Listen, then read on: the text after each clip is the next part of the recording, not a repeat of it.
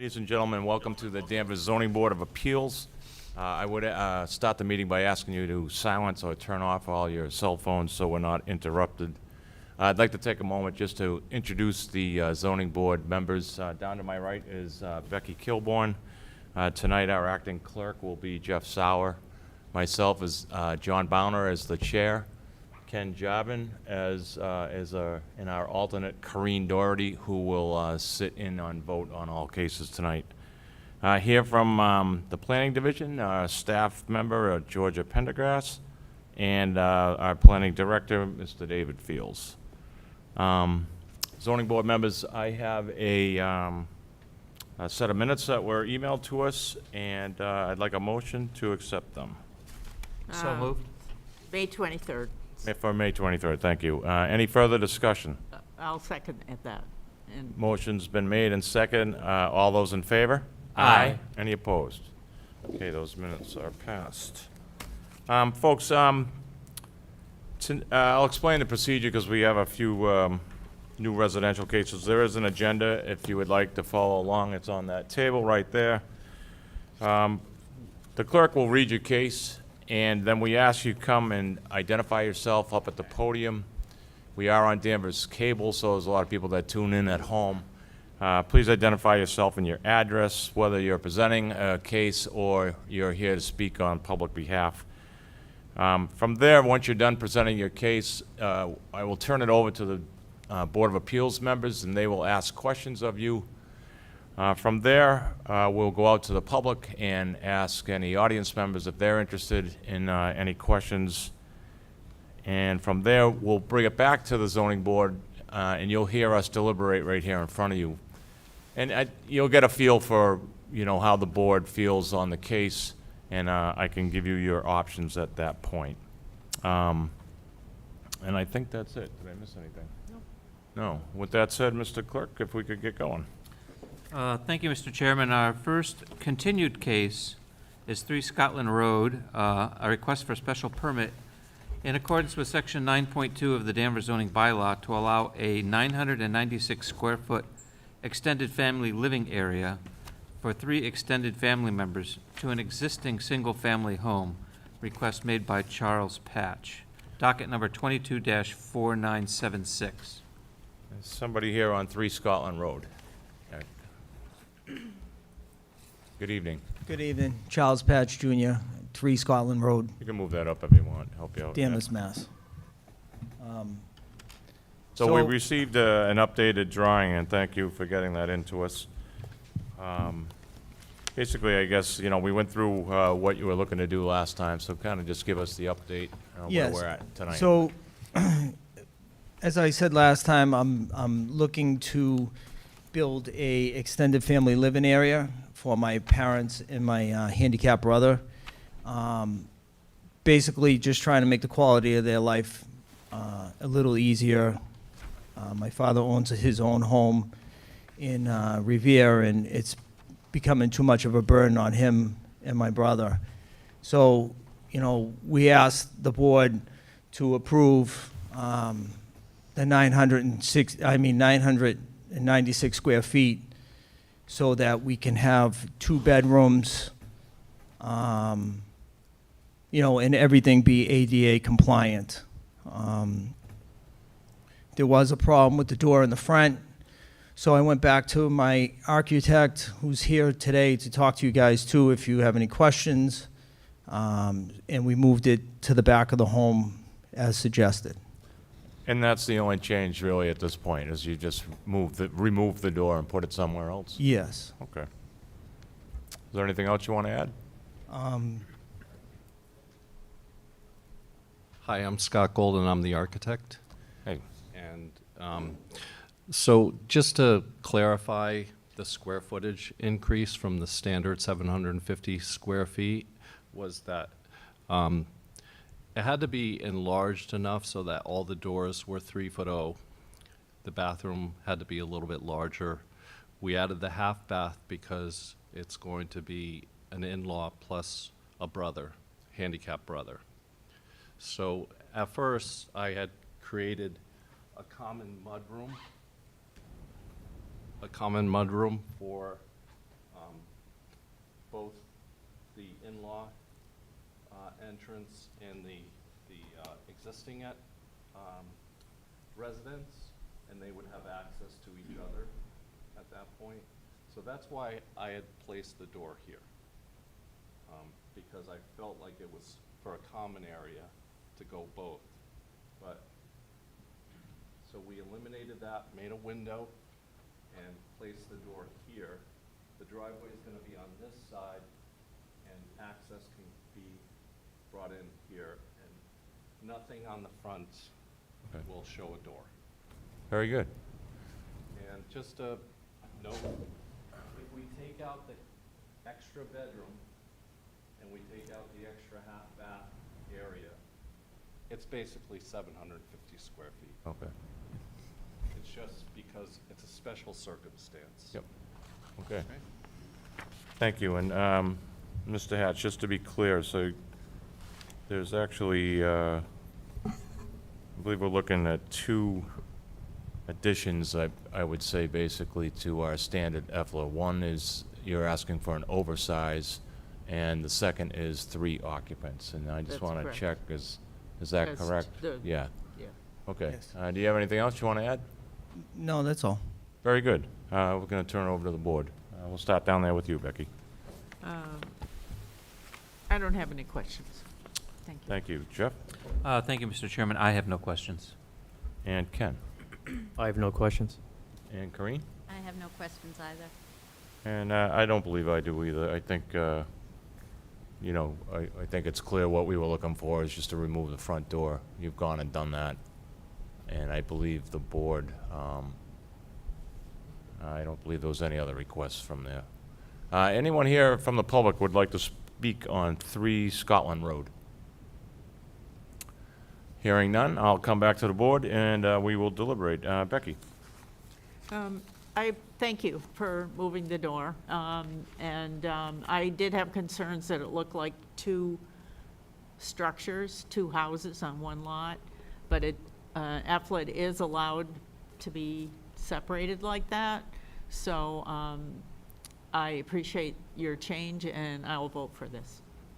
Thank you, Becky. Jeff? Yes, I too would like to thank the applicant for listening to our concerns. I will vote for this. Thank you. Ken? I'll vote for this too. Thanks, Ken. And Corinne? I will vote for this as well. Any concerns I had about the oversized nature of your house was put to rest when I came up and saw your neighbor's house next door. So, thank you. Thank you. I too will vote for this. I don't know if my brother would do the same for me, so you're doing a nice job Aye. to help him, and that's great. Could I get a motion? I move to issue the special permit in accordance with Section 9.2 of the Danvers Zoning Bylaw to allow a 996-square-foot extended family living area to be occupied by 3 extended family members, 3 being the maximum number, as shown on the plans provided by the applicant. The municipal water and sewer shall not be overloaded by the EFLA. The public streets shall not be overloaded by the EFLA. The value of other buildings and properties shall not be depreciated by the EFLA. The specific site is an appropriate location for the EFLA. The EFLA will not adversely affect the neighborhood. There will not be undue nuisance, double negative, to vehicles or pedestrians. Inadequate and proper facilities will be provided to ensure the proper operation of the proposed EFLA. And finally, the proposed EFLA will be in harmony with the general purpose of the bylaws. I will second that. I've got a motion and a second. Any further discussion? Hearing none, could I get a vote, please? All in favor? Aye. Any opposed? No. Good luck. Good luck. Thank you. See the Thank you. building department, planning department, they'll get you squared away. Congratulations. Thank you. You're welcome. Good luck. Good luck. Good luck with it. Yeah, if you got it. Good luck. Okay, Jeff, we'll go on to our next case. Thank you, Mr. Chairman. Our first regular item for this evening is 160 Andover Street, zoned R1, R114A, requesting to extend previously approved dimensional and use variances associated with a new drive-through restaurant for a period of no longer than 6 months. The previous issued variances lapse on August 16th, 2022. Request made by PMG Northeast LLC, docket 21-4943. Anybody here on 160 Andover? He's on the screen. Oh, okay. Hi, good evening. I don't have any sound. Can you let him know he's muted? I think you're muted. Brian may hear me. Your microphone might be muted. Okay, how's that? There- There we go. Very good. And you are? My name is Brian Levy from the law firm of Beveridge and Diamond. I represent PMG Northeast. As you know, the application tonight is for 160 Andover Street, which is located in the Route 114 Corridor Zone A zoning district. The area, as you probably know, is dominated by commercial uses. It is not far from the interchange of Route 114 with both Interstate 95 and State Route 1. The property has been used as a gas station since at least the 1950s, when this board first granted a use variance for this purpose. Since that time, over the last 70 years, there have been a number of variances and other permits granted, use variances included, for the site to allow for the demolition and reconstruction in each case of a gas station at this location. And there currently is a Gulf branded station there with a roughly 3,000 square foot convenience store building, which includes a 355 square foot Dunkin' Donuts. So the application that my clients have, the project that my clients have, is to build a single lane drive-through around the rear of the building for the Dunkin' Donuts. And as part of this application, there would be a new stormwater management system that would be put in place, new vegetation around the property, as well as new maintenance obligations, which would be imposed on PMG. The permitting for the project, very briefly, began with this board last August, where you approved a series of variances. A use variance for the drive-through restaurant, which is an otherwise prohibited use in the Route 114A zone. A dimensional variance to allow for the trash enclosure to be moved to the side of the lot. And finally, a parking variance to allow the existing number of parking spaces to stay in place. After we finished up with you, we went along to the Conservation Commission, where in January, February, and March of 2022, we received 3 separate approvals for this project, since the rear of the site contains the Crane Brook, which is a riverfront area. So we spent quite a bit of time with the Conservation Commission, first with informal sessions and then later in public hearing to get that correct. And as part of that, that's where we bring the improvements to the property with the new stormwater system, the new plantings, etc. The final piece of the permitting is set for a hearing with the Planning Board on July 26th. We're in front of the Planning Board for site plan review. But as often happens in these cases where you apply for the variance up front, which is really a necessary step to see if you're going to be able to move forward with the project, the variance only lasts for a year, and the permitting takes longer than that. And indeed, it takes longer than that to get into the ground. So my clients come to you tonight requesting the 6-month extension of the 3 variances from August 16, 2022 to February 16, 2023. And the requirements, as it were, for the extension are all in place. This application was filed within the 1-year period, which is required. The variances were recorded within the 1-year period, which has been done. And lastly, the client has really acted continuously and expeditiously to move the process forward. We haven't been sitting around waiting for things to happen. We've been moving forward with the permitting. And so it's in your discretion to grant this permit. And I think that my client has acted in good faith to move forward as quickly as possible. And we would request the 6-month extension. Thank you very much. Thank you, Mr. Levy. Just some clarity on the dates. We show here that we issued on August 24th of 2021. And that extension that you seek would be from August 24th, 2022, pushing it out to February 24th, 2023. Do you agree to that? I think you So- said the 16th. It looks like we're actually giving you another week. Yes, thank you. I have no problem with that, Mr. Chairman. The date of the decision that's typed on the decision is August 16th. And then the clerk's stamp, right, filing with the town clerk is August 24. So I was being conservative and in asking for the 16th.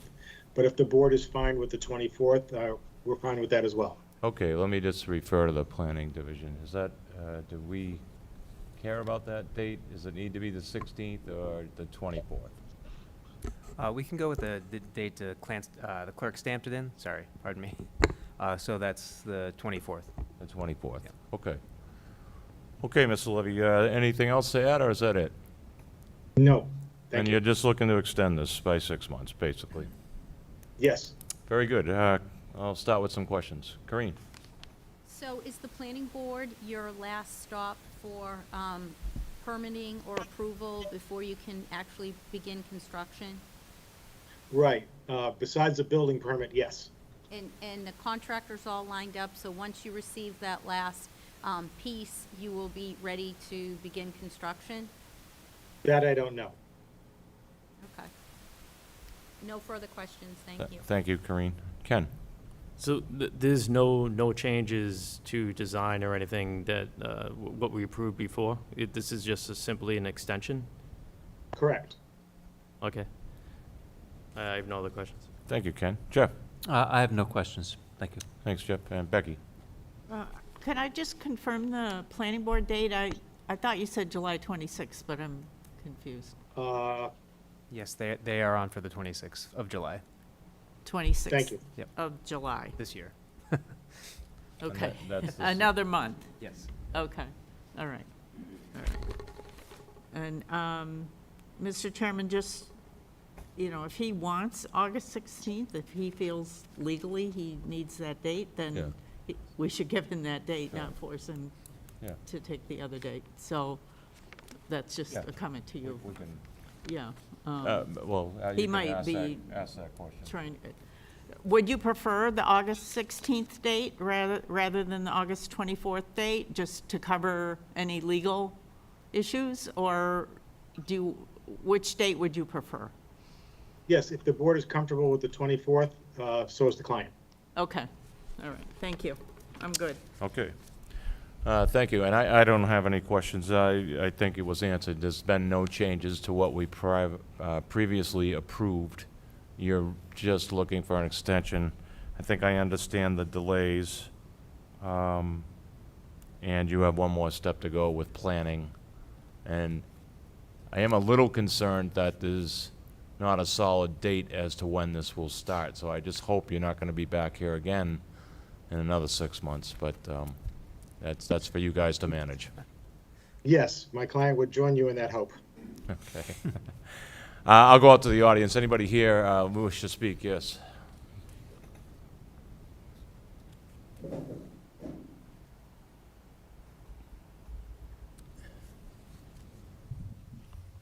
Thank you, Mr. Chairman. Matthew Duggan, 41 Chase. I'm interested in knowing how this extension would affect the order of conditions that the Conservation Commission exhibited onto this application. So I was wondering if through you we could ask the conservation agent if there is an extension that's also required from Concom, and I'm specifically thinking of the growing seasons.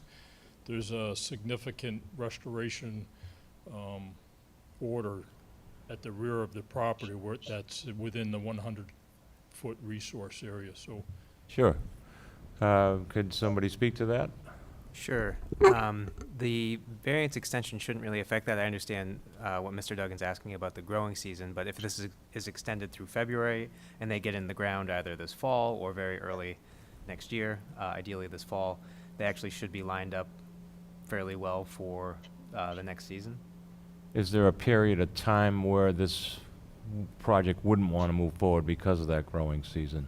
I don't believe so. I mean, theoretically, they'd want to see at least a season's worth of growth, and they can always, should they choose to do so, talk to the Conservation Commission about getting a surety for those plantings. I believe we have that too. Oh, you have it We already? did, yeah. You already have it.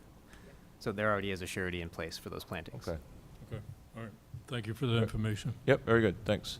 Anyone else like to speak on 160 Andover Street? This is for an extension of a previously approved use variance with some other additions, I believe, around the dumpster and, was it parking? Yeah.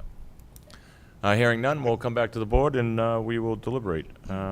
Start down Mr. there with, Chairman, Mr. Chairman, just for the record, I just want to be clear that the board granted 3 variances. yes, And we're seeking extensions of all 3. all 3, yes, very good. Corinne, start with you. I will vote for this. Very good, and Ken? I'll vote for this too. And Jeff? I will vote for this. And Becky? And I will vote for this, and just the applicant should know that this, we're aware that this variance problem with the variance having to come first. So you're not the only one that's coming in here asking for these extensions, so. Yeah, I would echo what Becky says. Unfortunately, it's hard to kind of line up all the different boards and the amount of time required. But at least you're not playing the COVID card, so this is good. All right, could I get a motion, please? I move to extend the previously issued use variance and dimensional variances for 160 Andover Street, issued on August 24th, 2021, docket number 21-4943, for a period of no longer than 6 months to expire on February 24th, 2023. I will second that. And just for clarity, that's for all 3 previously issued Yes. Variances. variances. I've got a motion and a second. Any further discussion? Hearing none, all in favor? Aye. Any opposed? Very good. Thank you, Mr. Levy. Good luck. Thank you very much. Good luck.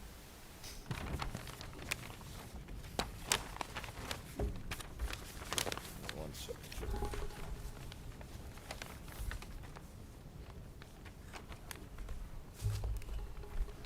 Okay, what a wreck.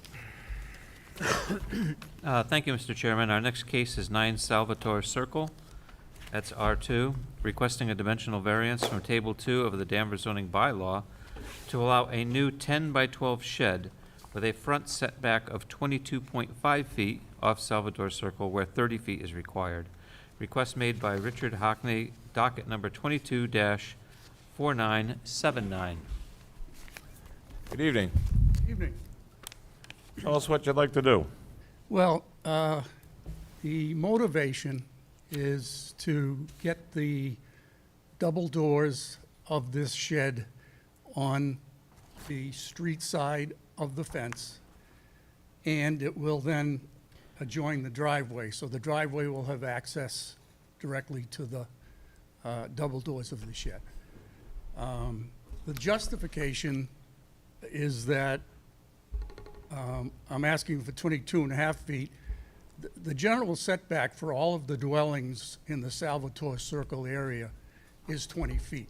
All of the single and, I guess, multifamily dwellings are that close to the street. So actually, this shed will be 2.5 feet back from what is common in the neighborhood. And finally, a benefit to the neighbor on this side of the property. Right here. is the one window that our neighbor has on that side of her house. And if we set it back 30 feet as required, we will actually be casting a shadow on that window. By keeping it 10 feet further towards the street, we avoid blocking that one window she has on that side. And you've spoken with your neighbors as well? Yes. Okay. And I learned yesterday your driveway is on the left, not on the right. I went to visit your house, and I was in the wrong driveway. I was like, oh, he already has a shed. Oh, not yet. Yeah, not yet. Okay. Anything else you want to add? No, not really. No. All right, thanks, Mr. Hockney. We'll start down there with you, Becky. So I did visit your property, and I just have a question. I drove up and down the street, and almost everybody has a shed.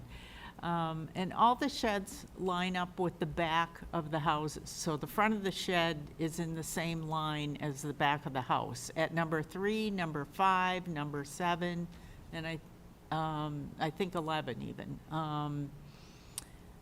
So I really was wondering why you don't move it back where everybody else has their shed. Well, in general terms, the locations you're speaking of don't have a fence. Yes, they do. Well, Yeah, they all have like fence, shed, fence, and the front of the shed lines up with the back of the house okay, well, on your street. my position is that they have access to the front doors of their shed from their driveway. If I set my shed back 30 feet, I will not have access to the doors. I'll have to be going through the Because gate you don't want to go over the dirt? Is that what you're saying? Well, Over the lawn? and through the gate of the fence. The gate of the fence is only, whatever, let's say 4 feet wide. And so, yeah, it's a combination of going through the 4-foot gate to get to, a 8-foot opening of the shed doors, that if I had access from the driveway side of the fence, I would have access to the full 8 feet of the doors. Okay. So- The so way it's- everybody else did it was they bring the fence right up to the front of the shed. Well, I understand that, but my fence. And then, so they have access to the full front of the shed. So Understood. you're just saying this is where you want it. You want it different than the rest of the street. Yeah. I'm just saying, I don't, well, clarifying, I'm yeah. trying to get it on the street side of the fence, which is an existing fence now. I guess to your argument, I could tear down the fence and move the fence back 10 feet. That would, but it still wouldn't get me access to the driveway, so I'd still be going over dirt. So, there's two problems. A, I'd have to move the fence back 10 feet, and B, having done so, now I'm going over grass to get to the okay, thank you. shed, so. Thank you, Becky. Jeff? I have no questions, Mr. Chairman, thank you. Thanks. Ken? I have no questions. And Corinne? I have no questions either. I just have one.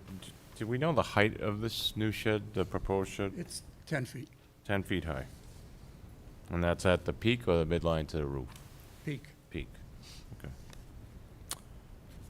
I have nothing further. I'll go out to the public. Anybody here to speak on 9 Salvatore Circle? Hearing none, I will come back to the board. Deliberations. Becky?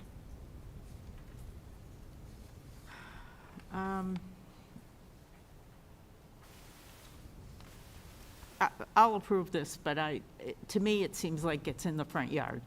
It just seems too close to the street. But if everyone else is in favor, I would vote for it. Okay, thank you, Becky. Jeff? I will vote for this. Thanks, Jeff. And Ken? I'll vote for this too. And Corinne? I agree with Becky, but I also think the fence is already there, and the driveway is already there, so it would require a lot if we asked you to comply with how your neighbors have put their sheds in. So I'll vote for this as it's been presented. Yeah, I see Becky's point. However, I do take into account that you're trying to not impede your neighbor's current view, I guess, although there's still gonna be a shed there. And I don't know if the 7 or 8 feet is worth having to have a fence pulled down and these other things. I think there is another way to do it. However, I would vote favorably for it, as presented. So, if I could get a motion, please. You do have the votes to get it. You're a yes, you're saying? I'm a yes. I move to issue a dimensional variance from Table 2 of the Danvers zoning bylaw to allow a new 10 by 12 shed with a front setback of 22.5 feet off Salvatore Circle, where 30 feet is required. The hardship is the location of the existing building on the lot and the location of neighboring structures. This condition does not affect other properties or structures in the same zoning district. A literal enforcement of the zoning bylaw would involve substantial hardship to the applicant, and granting this variance will not create a substantial detriment to the public good and will not nullify or derogate from the intent and purpose of the zoning bylaw. I will second that. I've got a motion and a second. Any further discussion? Hearing none. All in favor? Aye. Any opposed? All right, you got it. Good luck. Thank you very much, I appreciate it. Yep.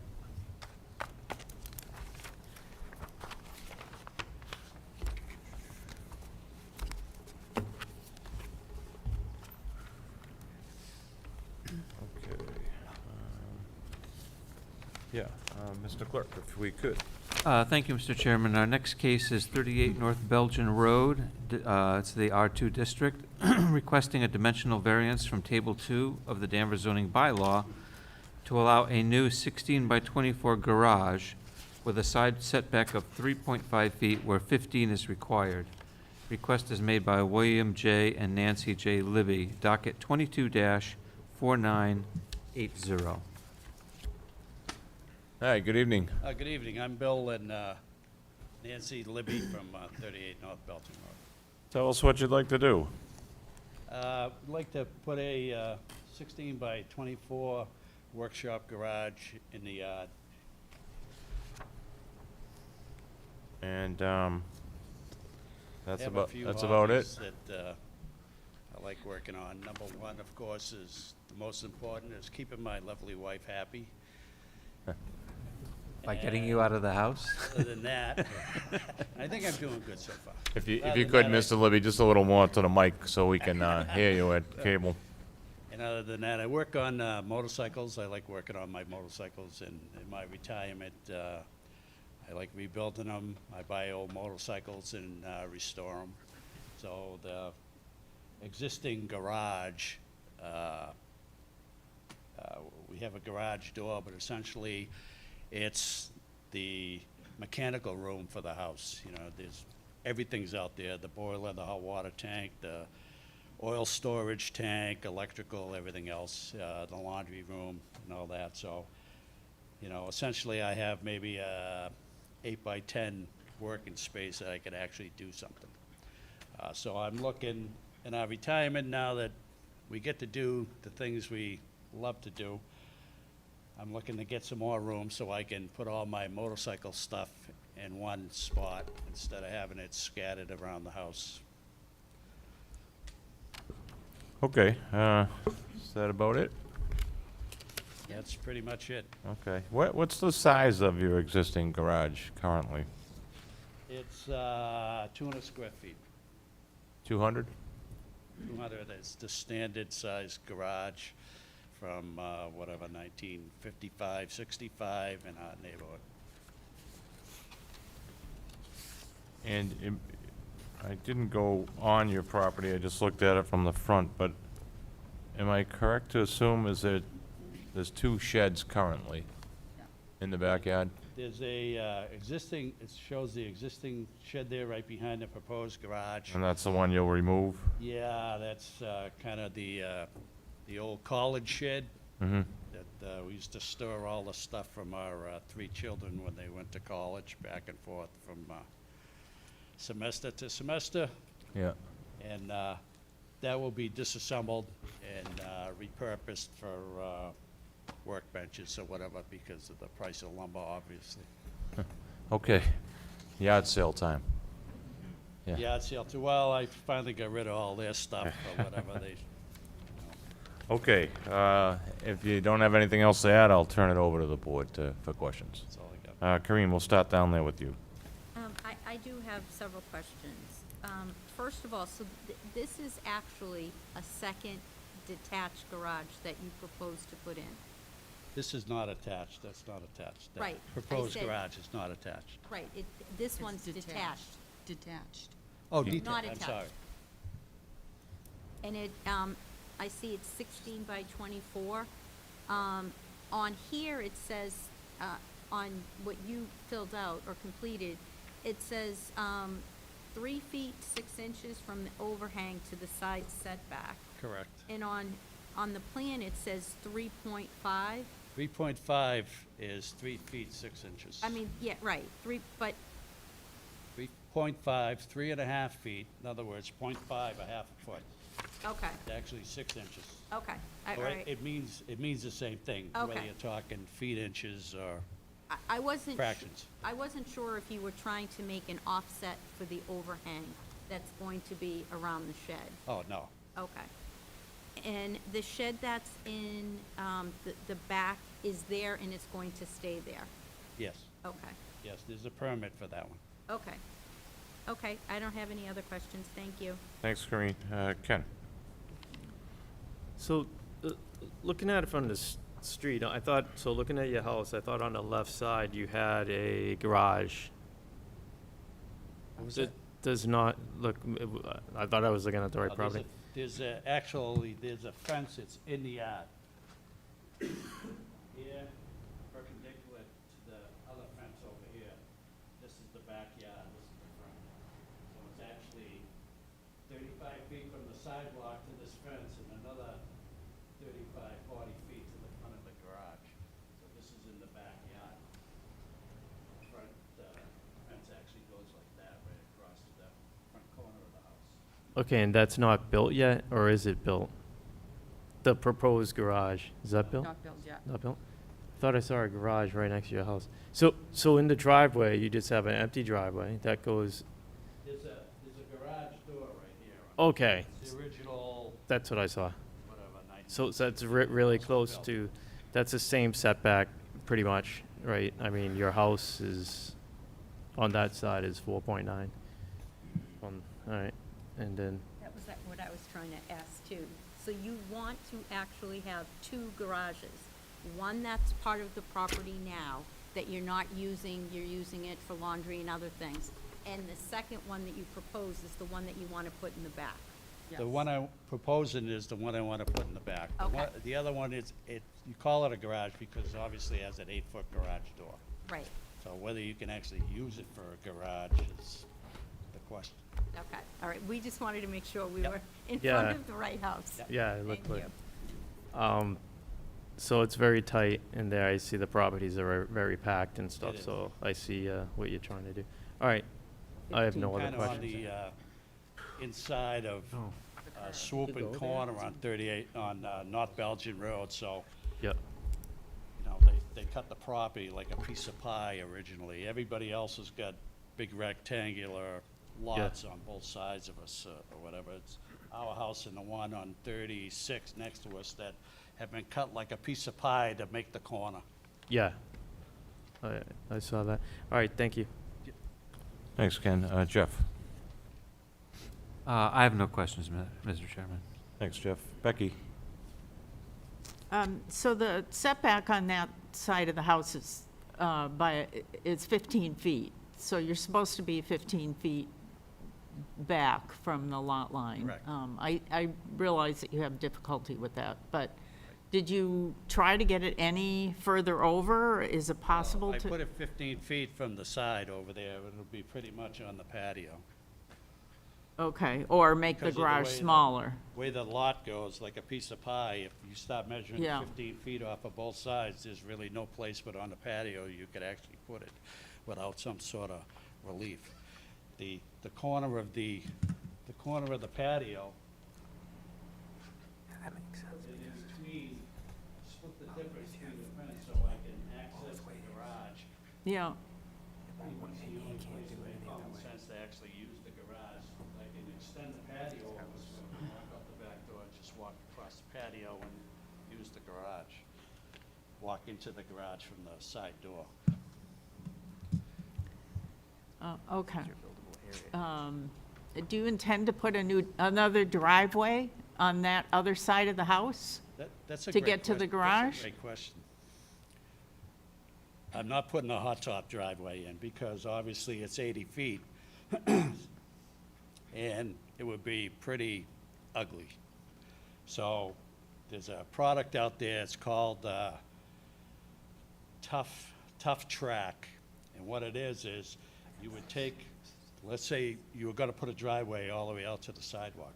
You take the loom out, then you put gravel down, fine gravel, and this Tough Track stuff looks like, I don't know if you're familiar with like expanded metal, you know, but it's really thin. This stuff is like 2-3 inches thick. It's like a big piece of plastic with all holes in it. Yeah, So you lay that down over the gravel, and then you put the loom back on, fill up the holes again, and you can seed it and grow grass. So what it does is, it gives you drainage, all the rain drains just like it was a normal loomed yard or whatever. You have grass, but it gives you structural stability so you can roll heavy things like motorcycles or snow blowers or whatever up and not gouge up your lawn, make it lumpy and put tracks in the lawn and stuff. So that way, when you look at it, it looks like a lawn, but it really has a structure underneath like a driveway. It gives you the stability, so you're Okay. not making holes when it's soggy or anything like that. The rain just drains right through it. okay. And the shed that's behind the garage, where the new garage is gonna be, that's gonna be removed? Yep. Okay, It's gonna be disassembled, that shed. We're taking that apart. okay. So I only have one other question. Do you intend to run a business out of this location? What was that? She wants to know if you want to run a business. No. No, this is just, I'm retired. I have no need to run a business. I just like motorcycles and I rebuild my own motorcycles and run them. Okay, all right. You know, it's a hobby. It's like knitting. Did you talk to your neighbor on that side? Yeah, Yeah, Tom Young on that side, he's been there about 46 years. He's a great guy. He's got no problems with it. I talked to Chris Wadowski. He lives on the opposite side, on this side of the map over here. He doesn't have any problems with it. okay, Explained thank the you. whole project to him. Can I, Thank you, Becky. Thanks. can I ask an additional question? Yeah, all right, yeah, go ahead. You had mentioned that you may want to build the patio over to the garage. No, Extend the patio. The patio's there already. Yeah, maybe just slide over so I can walk in the side door of the patio. I mean, So, the so garage. if you were going to consume that 4 feet with more patio, could you move the whole building over so that it touches the corner of the existing patio? We like to try to get about half, if we can, Yeah, I know. of the required setback. And if you moved over 4 feet, you'd have your 7.5 feet, and we would feel much better about voting a 7.5 foot setback than a 3.5 foot. That's asking a real lot. Move which way forward? Move the garage to the right, so, until it touches the corner of the patio. Basically, get rid of the gap. No, that This way, way. towards the patio. That way. This way. Yeah. There's a patio here. Yeah, well, you said you were gonna build the patio over to the garage anyway, so why not consume that 4 4 feet? feet there. Patio, I spent Hmm? money building the patio. The patio's already there. Yeah, yeah, I know. Patio is already Right, there. you currently show I'm a, just gonna, He can move over 4 feet. here's the side door right here, garage think door this is over 4 here, feet. just extend it over here so I can not walk across the grass and just walk. yeah, I think, But I'm saying that 4.3 feet, you could get rid of it. It's in between, you get 4 feet here and 4 feet over here. I'm saying move your garage to the right 4 feet. what he's asking for, Mr. Libby. Right up against the corner. Yeah. Exactly.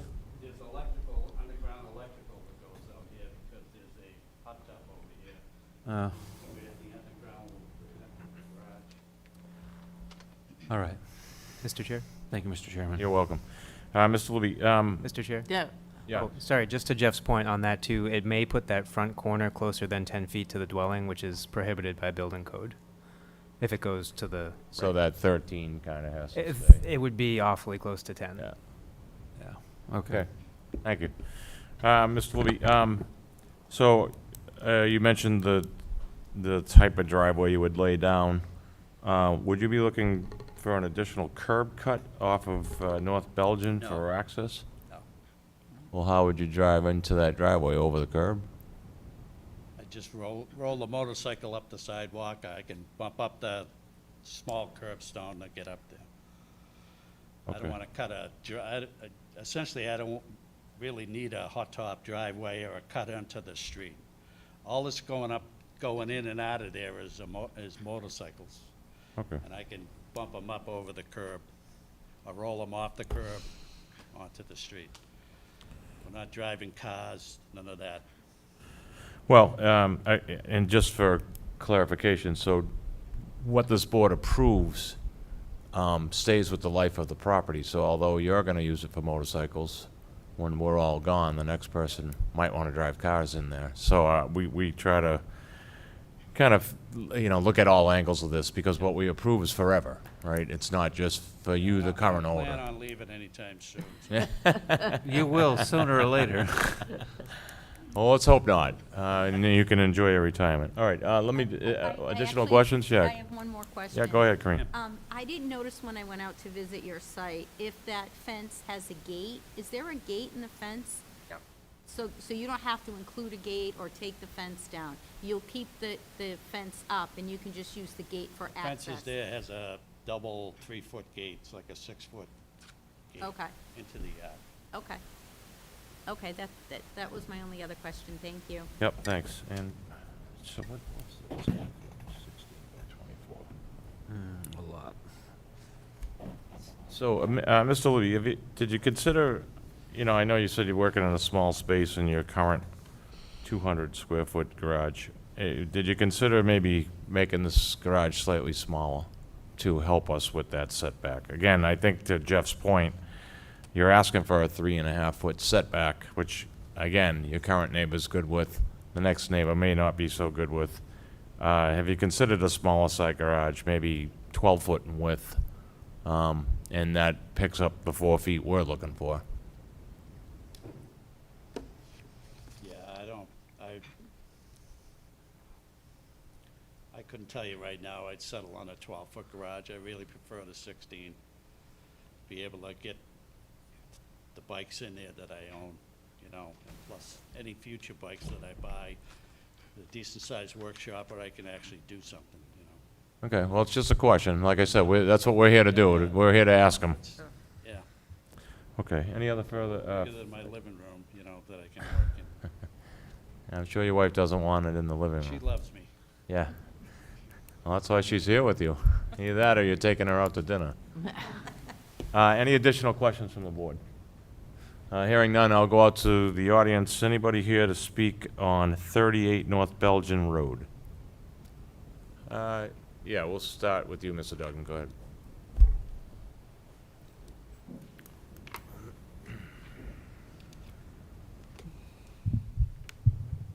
Thank you, Mr. Chairman. For the record, Matthew Duggan, 41 Chase. Just to your point that these variances, they're forever. And so, Table 2 with the side setbacks, that's what the voters of Danvers, through their duly elected representatives at town meeting, they've said they want the 15-foot side setback. Then it should be consistent across the board. I know that that's under your purview to offer the variances, but, the spirit of the bylaw is really something that's important to town meeting. I think it should be, it shouldn't be really modified unless there's a strong justification for that. Very good, thank you. Yeah, come on up.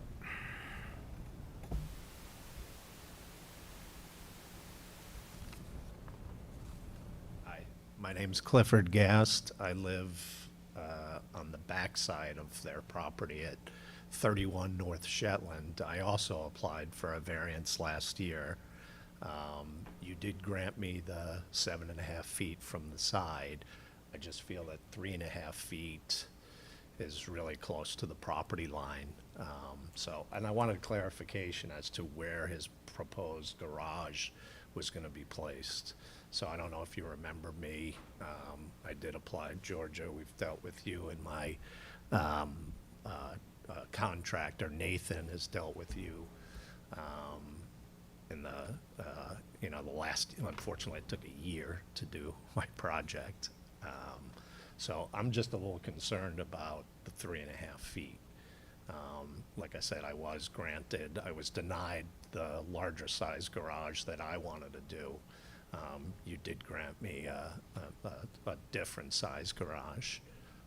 So I wanted clarification as to, where your garage was gonna be, on the property line. So I'm still a little confused. So you're not in favor of it as presented? Not at 3.5 feet.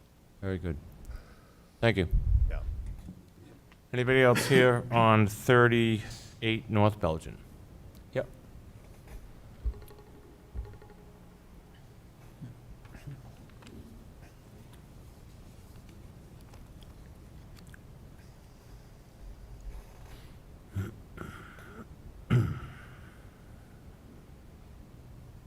Bill Bradstreet, Town Meeting Member, Precinct 1. I think it sets a bad precedent cutting it down to this 3.5 feet. I watched that area of the town being built. That was a long time ago. Now we have to deal with the way it was built, and I don't think 3.5 feet is good. Sorry about what his needs are, but I just don't think it's proper for the town to do this, or the board. Thank you. Anyone else on that? Yep.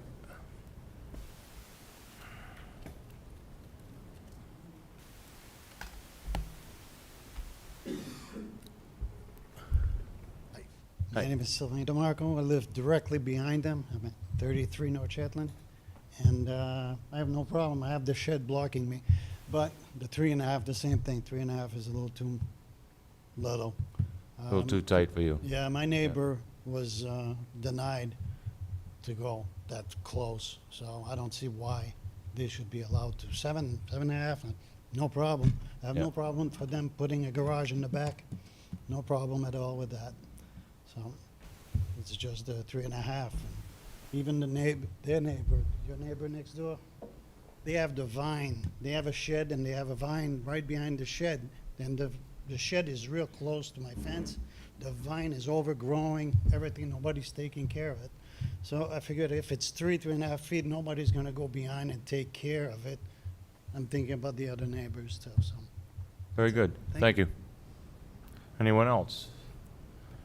Okay, hearing none, we will come back to the board. I believe I started with you, Corrine. And just, Mr. Louis, before we deliberate here, I just want to be clear, so you're not willing to reduce the size of this garage to improve the side setback?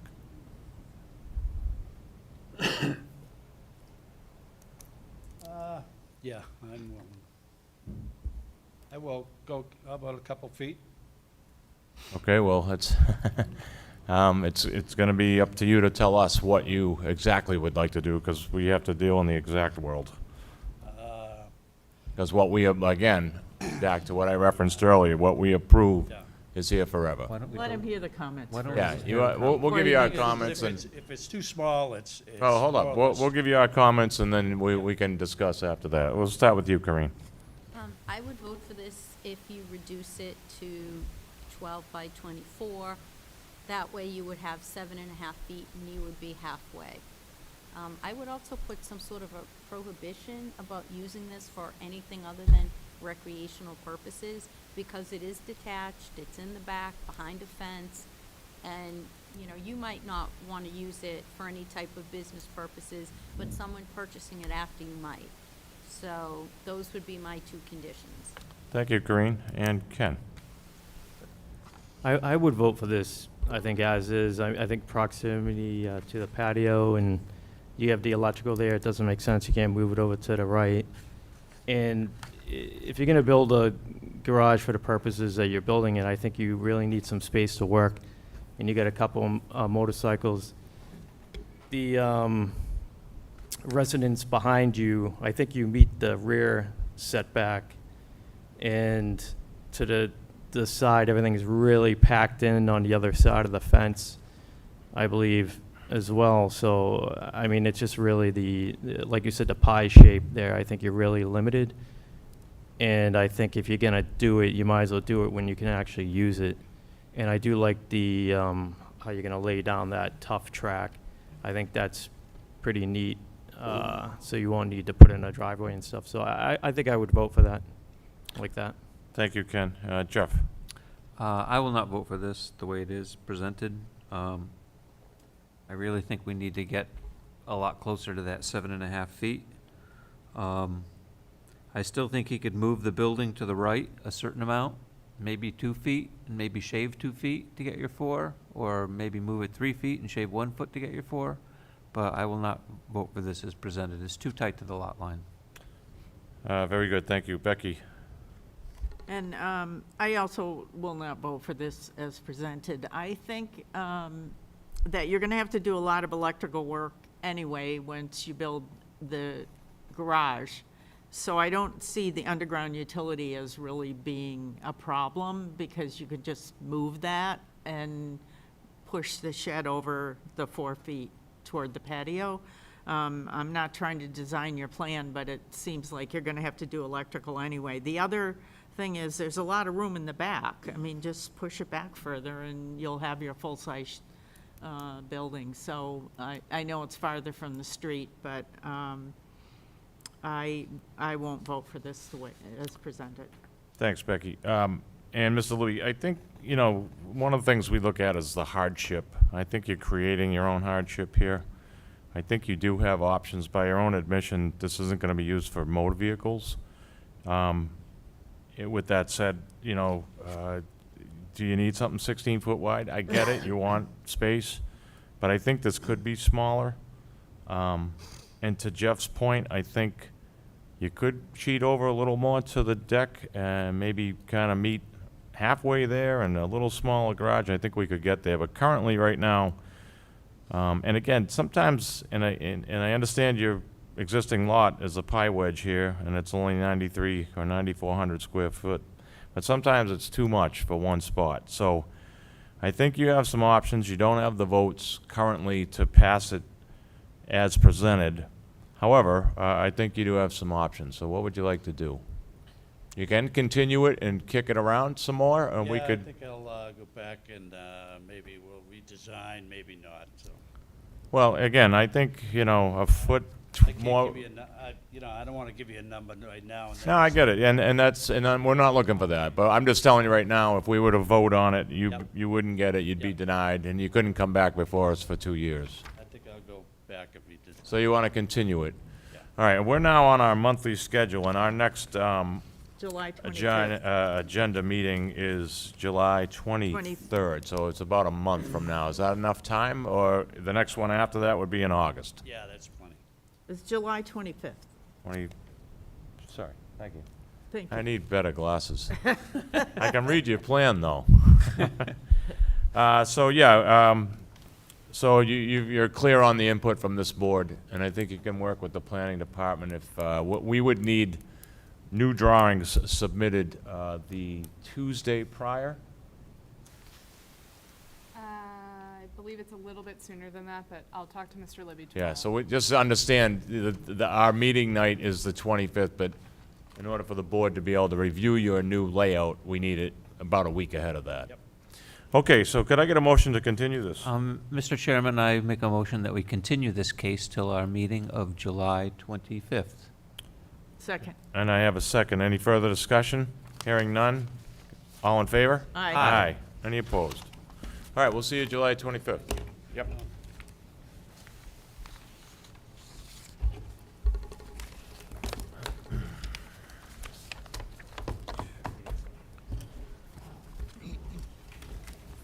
Give me 1 second. Because last time I threw out the continued one. And I don't want to do that. Yeah.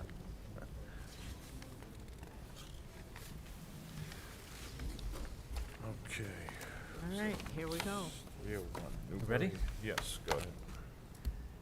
Mr. Chairman, our next case is 301 Newbury Street in the Highway Corridor Zone, requesting a dimensional variance from Table 3 of the Danvers Zoning Bylaw to allow various equipment associated with electric vehicle charging stations with a setback of 1 foot off Newbury Street where 25 feet is required. Request made by Tesla, Inc., care of Dewberry Engineers, Inc., docket 22-4981. Hi, good evening. Hi, can you hear me? This is Ed speaking. Not getting your audio very well. Once he gets going, we'll adjust the volume. Okay. And who am I speaking with? Okay. My name is Ed Noseworthy. I'm the design manager for Tesla in the Northeast. Hopefully you can hear me a little bit better. I can. I'm sorry, one more time on your name. Ed Noseworthy. Thank you. Yep. Tell us what So, you'd yeah, like to thanks. do. Yeah, so I'm the design manager for Tesla in the Northeast. So I sort of work on all our due diligence, design, permitting, try to get the sites ready for construction. And my territory is sort of from the New England area, so Maine, New Hampshire, Massachusetts, anything basically east of New York, some sites in Connecticut. So I think we have a few other Tesla folks listening in as well. But essentially all design functions for my role. So if it's okay, I'll just sort of dive into our site here, and I was hoping I could share my screen if that's okay. Yes. Okay, great. So I get some images and also some plans I can share. But yeah, and thanks again for seeing us tonight. We really appreciate it. So Tesla is proposing to install electric vehicle charge posts at 301 Newbury Street in Danvers. This is the Stop and Shop shopping plaza. This is a really great site, great location, has close proximity, as you know, to both Route 1 and Route 95. So it's just really great amenities for our customers to enjoy while they charge, and we know they'll be excited. That's the idea, to incorporate charging into people's daily lives so they can go in and shop, grab a coffee, use the amenity while they charge their cars. As far as the sort of nuts and bolts of the build itself, we're proposing 12 level 3 DC fast charge posts, and those get installed right behind the curb line so cars can sort of safely back in, connect to the charging cable, and then there's some electrical equipment associated with that feed these posts. So we'll have one new pad mounted utility transformer, 3 what we call supercharger cabinets. That's where the AC to DC rectification takes place, so the car can accept the voltage and the charge, and 1 switchgear cabinet, which is basically like our panel board where we separate our circuits to feed our equipment. So Tesla is hoping to be granted relief on this variance. So there's a few reasons that we're applying for that. So one is Tesla needs to be behind a curb line on the perimeter of a parking lot generally, with some landscaping, and that's for like safety and buildability purposes. Particularly here in the Northeast, if our charge posts and equipment are like on the interior of the parking lot where it's all paved, they're like very susceptible to damage from plows, and we've seen that quite a bit. So also, like, our Tesla superchargers require almost always a new utility electric service, and we need to be in close proximity to that service. So in this case, the service, if you can see my image there with the arrow, that's our proposed site area. And in this case, the power sort of runs along Route 1 there. So, we're able to kind of keep all of our equipment and the primary infrastructure behind that curb line, and everything stays on the grass area. Whereas if we were on the interior of the lot, it causes major disruption to the parking operations. We have to trench and rip up asphalt to get to the center of the parking lot.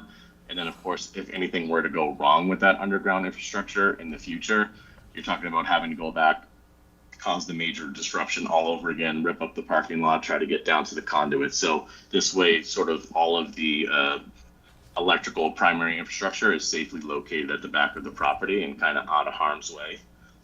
And finally, the other reason we want to be back here is I think being at the back of the parking lot, it's sort of less busy. And with our customers sort of getting in and out of their cars, charging, it makes for like a safer charging experience. And also being furthest from the amenity, we try to pick that location because it's the last sort of stalls logically that a non-electric vehicle would park in. So technically anyone could park in these stalls. We don't tow or police the stalls or anything. So we try to pick the stalls where the most logical sense that a non-EV wouldn't park there. So really that's it from a high level. I can sort of switch screens here just to show you our plans. You can see our charge post here behind the curb line. And then we have this islanded equipment area for our pad mounted transformer, our supercharger cabinets, and our switchgear cabinets. So our builds are relatively minimal. So I think, yeah, that's sort of it in a nutshell, but I'm happy to try to answer any questions that the board may have. Thank you. I just want to clarify, because the audio was tough. Are you Matt Burke? I'm Ed Noseworthy. So Matt works on our permitting teams, and I'm the design manager directly for Tesla. So he submitted the application, but I'm the direct contact for Tesla that will be building this. Very good. And is anyone here from Atlas Danvers Realty, representing or owner of this lot or I manager? don't believe they're on this call, but we do have, a lease agreement with One here them. from the shopping center. Okay. Yeah. All right. Well, you heard how we feel about setbacks, so I'm gonna turn it over to our board and let them ask you some questions. Is that it? You have nothing else to present? Yeah, I think that's it. But like I said, I'm happy to answer any questions. Very good. Thank you. Becky, let's Thank you. start with you. Okay, I'd just like to go over the equipment. I sat in the parking lot. I tried to envision where this all would go and what it would look like. It looks like you have a transformer that is 8 feet by 8 feet wide. Is that correct? Let me pull up these dimensions for you.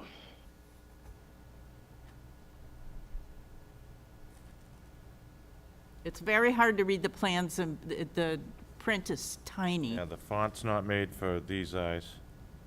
Yeah. So it's 86 inches by 86 inches on that transformer vault. 7 by 7 feet. 7 feet, but, okay. 7 by This 7, says 8 by 8 That's about right, yeah. on the plan. Okay. 8 is And the 96. height of that?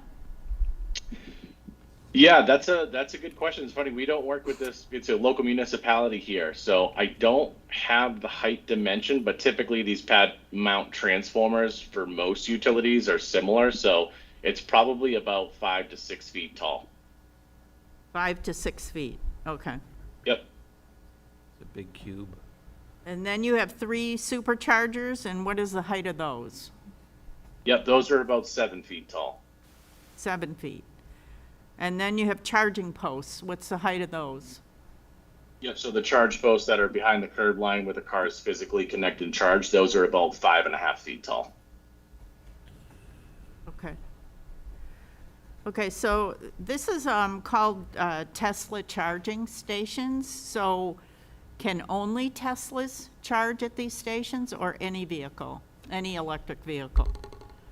Yeah, we get that question a lot. So our CEO has announced basically that eventually we will be open to all Teslas and non-Tesla EVs. We've actually already begun to roll out being open to the general public in parts of Europe and different locations around the globe. So that's making its way over here. So for right now, it's Teslas only, but that will be changing in the future. Okay, so tell me how many Teslas are registered in Massachusetts? So the way I couldn't tell you off the top of my head how many are registered in Massachusetts. So, a lot of cars that will pass through this area could be cars that are in Mass or maybe just passing through this area. So for instance, we have a site up in Seabrook, which isn't too far away, that sees about 2,000 charge sessions a month. We have another site in Linfield at the Market Street, if you're familiar with that development. Yeah. Yep, We get a know few there's thousand, 12 over there. Yep, that's about Yep. 10 minutes away, 15 at the most.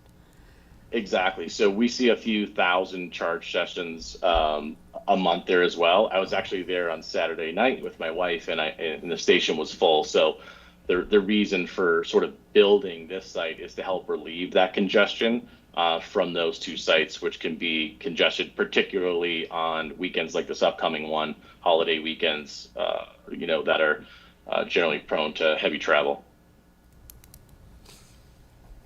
Okay, that's all I have right now. Thank you. Thank you, Becky. Jeff? Yeah, actually, my first really important question is, do you know that there's a Starbucks going in about 100 feet from this location?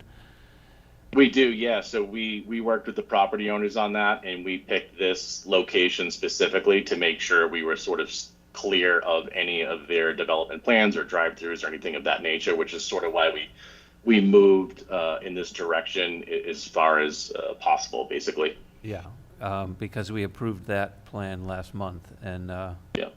You should know if you're saying that you're at the far edge of the parking lot to avoid congestion, you've located yourself at a pretty busy spot that's, going to see a lot of traffic once that Starbucks comes in.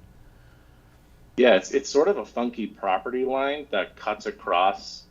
If you can see my cursor here, the property line starts to cut in through the parking stalls. So we went as far away from the Starbucks as we could while being in an area where we could still put our charge posts behind the parking stalls and be within the property line. So I think it's a good balance of being far enough away from the Starbucks, but also, our customers will be psyched about the Starbucks. A lot of them, we have a lot of sites at coffee shops and cafes, and it's obviously another great amenity to be able to charge your car for 20 minutes and use the facilities, grab a coffee, grab a bagel.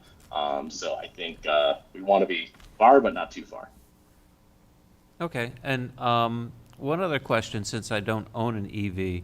When you pull up to one of these things and charge your car, do you get a bill for the electricity? Yeah, you need a credit card. Yeah, so it really depends. It depends on when you bought your car. I think something like 50% of our customers right now pay and 50% don't. If you bought your car 5 years ago, you got free supercharging for life. Wow. If you bought your car during like a sales goal that we had going on at a quarter, you might have got free supercharging for 2 or 3 years.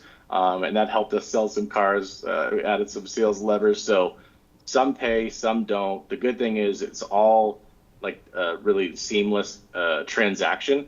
You don't have to, you get out of your car, you plug the cable in, and you're good to go. There's no kiosk or credit card that you have to insert in the cold Northeast winter. It's all built right in through the car. Just everything like is your smart iPhone. enough. Okay. Yeah, exactly. So, yeah, some do, some don't. And somewhere around 50% of our drivers are currently paying. Yeah, okay. And you had already mentioned the snow plowing. They use enormous front loaders in this facility to clear the snow. So you're very wise to keep your machinery off the pavement. I have no further questions, Mr. Chairman. Thank you. Ken? What about fail-safes for the supercharging, for the charging stations? Is it fused? Are there circuit breakers? Or, I mean, what if one trips? Can the person who's the client or a customer, can they reset the circuit breaker, or can you just talk about fail-safes? Yeah, totally. So upstream from our charge post, we have a typical switchgear cabinet that feeds all of our equipment, just like the panel board in your house. So it is fed from circuit breakers. The cool thing about our charge posts themselves, where the cars actually physically charge and our customers get out and charge with the cable, those posts are not energized until there's like a handshake connection. So the charge cable needs to be connected and locked in to the charge port. But if you were to go up to that charge post and no car was there, there's no energy or power present. So it's a nice sort of safety feature that our charge posts offer. Okay. Have you had any faults or any failures with this equipment in the past? Any incidents, the safety risk incidents? If we've had anything that's come to mind, it's been more on the utility side. We've had, a phase fallout from the utility, but our equipment, so we have very large maintenance teams, and one of the things we sort of pride ourselves on is we have great what we call uptime. So I think something like 99 point something% of our posts are on the air and at all times. And we have maintenance teams we can deploy 24/7 to try to get a post back up. So, we've had really great success with our posts remaining online, and we have, we're at a point in our program now where we've been doing this for about 10 years, and that's, the length of some of our leases and agreements. So we've had a lot of success with our equipment and posts operating great, and we really haven't seen too many issues. Okay, so will there be a fence around the transformer pad? And how will you mitigate like electromechanical fields and stuff from with the transformer? Because I know kids like to sit on transformers. They look like a comfortable thing to like sit and wait for their parents and stuff. I was just wondering if you have some sort of lead enclosure or a thicker steel and like a fence around it. Yeah, hopefully they're not doing that. But if you see most pad mount transformers from utilities, those big green boxes, they don't have enclosures around them, and that's because the utilities need to be able to access them. So I don't even think they would allow us to put a fence around the transformer with a lock, because they need to be able to get in there at any given time to work on it. So if you were to look at the transformers, for instance, behind Stop and Shop, you wouldn't see any fences or type of enclosures around those transformers. What we do is we'll put bollards around them, and that's protection from vehicles. If our vehicle were to drive up over the curb, it would hit the bollards before the transformer, but we wouldn't be allowed to put any type of locked enclosure around the transformer. Okay, but obviously it's going to be code and stuff, so it should be safe. I just wondering about that stuff. All right, thanks. Yep. Thank you. Corinne. Atlas is the owner of the property. Is Tesla leasing this space from Atlas, or are you purchasing the property that you need for these charging stations from Atlas? Yes, we lease these parking spaces from them. Do you know what the term of the lease will be? So we can ask this sometimes. Some of it, I can report back to you on that, because I think some of our lease terms are confidential. But we have real estate developers that deal with the agreement directly. I'm sort of more on the design side, so I can certainly circle back. I just want to make sure I'm able to actually share that information. I'm not looking. But there. I'm not looking for the lease terms as far as like the monetary amount or anything like that. I was just wondering what the length of the lease is going to be. Yeah, so typically between 10 and 15 years. Okay. Okay, and when you start the construction, how long do you think it will take? I'm also concerned about, Starbucks going in, and then you're going to be doing construction, a lot of, turmoil and construction going on in this parking lot. So once you receive all your permits and you break ground, how long does it take until, you have these charging stations up and running?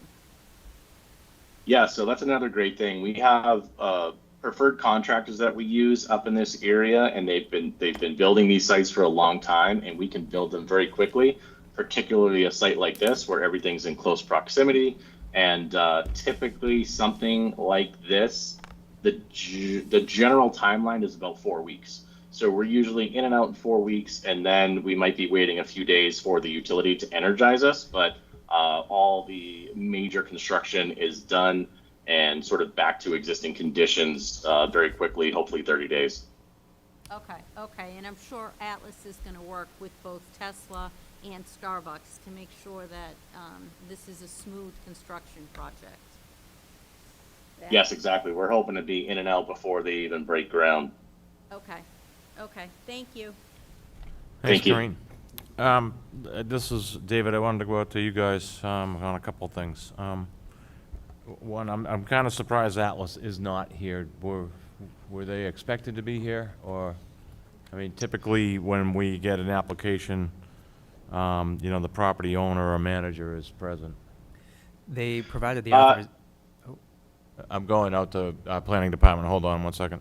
They provided authorization. We do have written authorization from Okay. Atlas. And does this go on to the planning board after this board if it's approved? This, given the size of the site, most likely would not. The amount of parking lost is de minimis as far as things go on this site. Okay. So I have a bunch of questions, actually, I'd like to run through here. So I heard you mention Linfield and Seabrook. Are those the two closest Tesla charging stations currently Yeah, to I think Danvers? so. That's why I looked them up, yes. And what's the average time it takes for a vehicle to charge, fully charge, if somebody wanted a full charge? Yeah, so there's there's kind of a long answer and a short answer to that because the way Give our me the charging short sort one. of- Okay, about 30 minutes you can get a couple hundred miles of charge on your car. Half an hour? Yeah. And if you wanted longer, I mean, maybe ask it another way. What's the maximum time someone would take up one of your kiosks? Yeah, usually the average is 30 minutes, but if you wanted to top off and get every last mile, it's closer to an hour. And that's because, you know, what our chargers basically will charge your car from, say, 10% to 90% very quickly, but then it starts to taper off for the last 10% and charges it slower. And the reason it does that is because it will provide more power to a car that is charging next to you that needs it more. So most of our customers go from, you know, just like you have a gas tank, you don't let it get all the way down to E, you usually pull in at about 10%. And then when you hit 90%, the charge starts to taper off. So that's why most of our customers will charge it for 30 minutes and get that really fast charge and then be on their way. Okay, and to Jeff's point, these large parking fields are usually plowed by big front-end loaders. I heard you mention bollards with the transformers and whatnot, but are there any bollards or protection for these, I guess it's 12 kiosks or 12 stations? How do you guys refer to them? Yeah, just charge posts, and you're totally right. We provide one bollard at the end of each parking stall for each of those charge posts, and obviously the reason for that is, you know, our cars have backup cameras, but sometimes people back up a bit too far, and the idea is hopefully the bollard would absorb the impact of that before the post. Okay, and who would service this station or this setup, if at all, and if so, how often is it serviced? Yeah, so hopefully never, but we do have cars that are accidents that happen. So we have our own maintenance teams. They're deployed 24/7.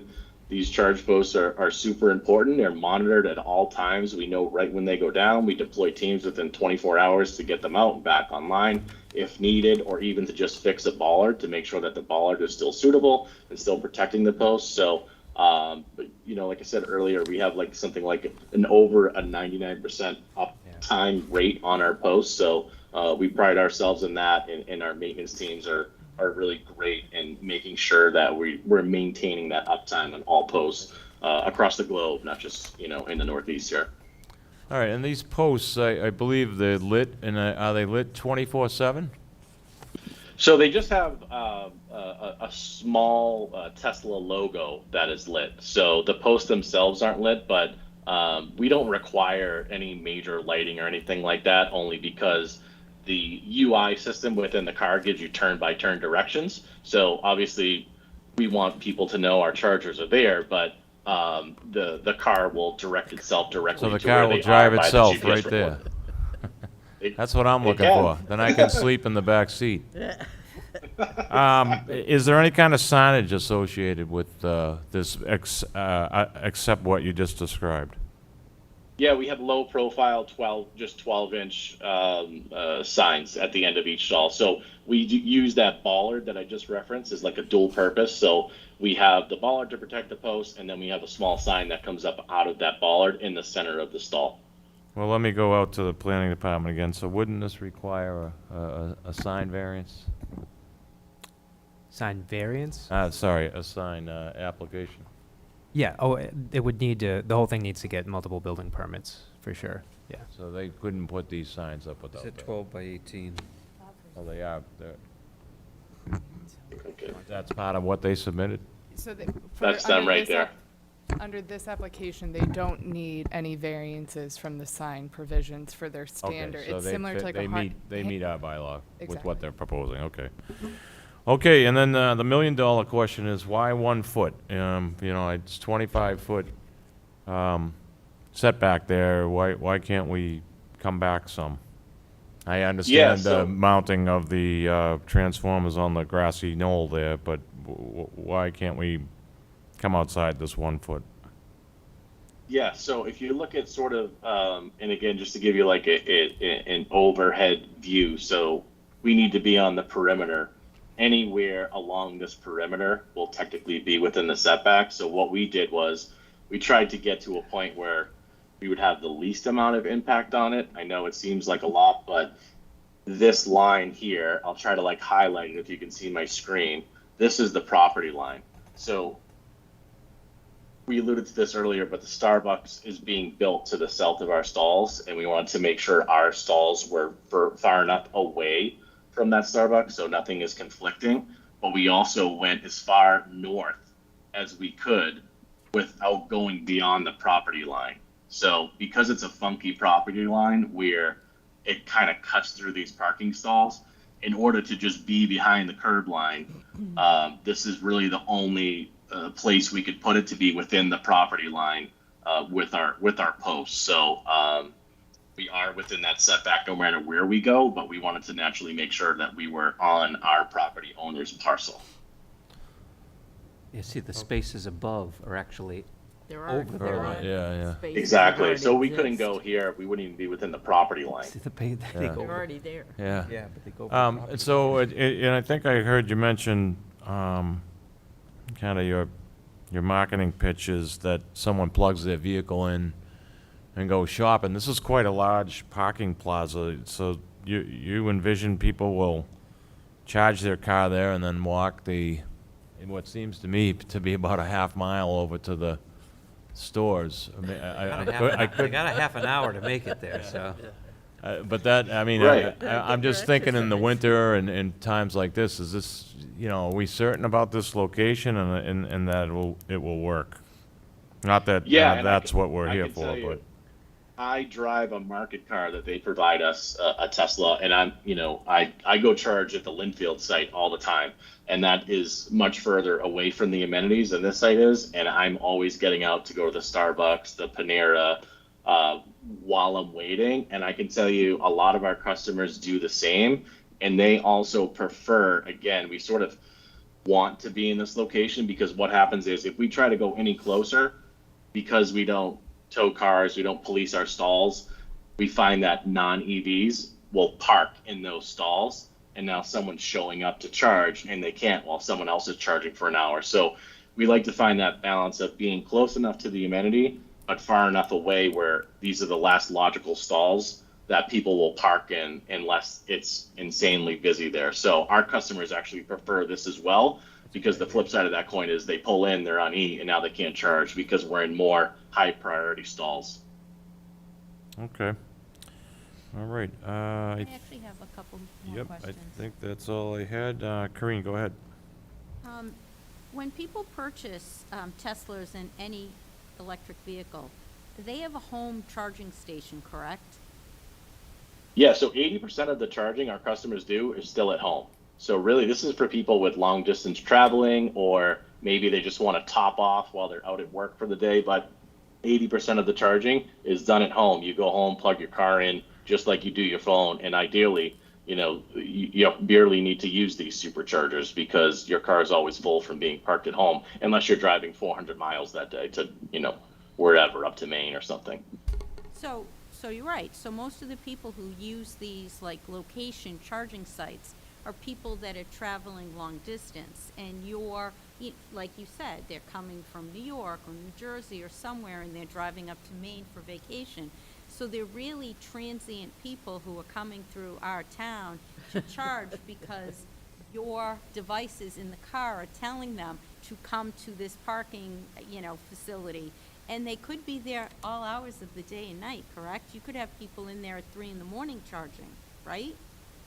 You can charge 24/7, and you're exactly right. So it's a combination of that, and then of course, maybe someone lives in an apartment building or a condo complex where they don't have charging, so they use our supercharger network as well. Or maybe, someone just happens to be stopping there that lives in the area and wants to top off. So it's kind of a combination of those three things. Okay, but very few people from the community, from Danvers itself, would be charging at these charging stations. I would think a lot of people that own Teslas in Danvers would be using this as well.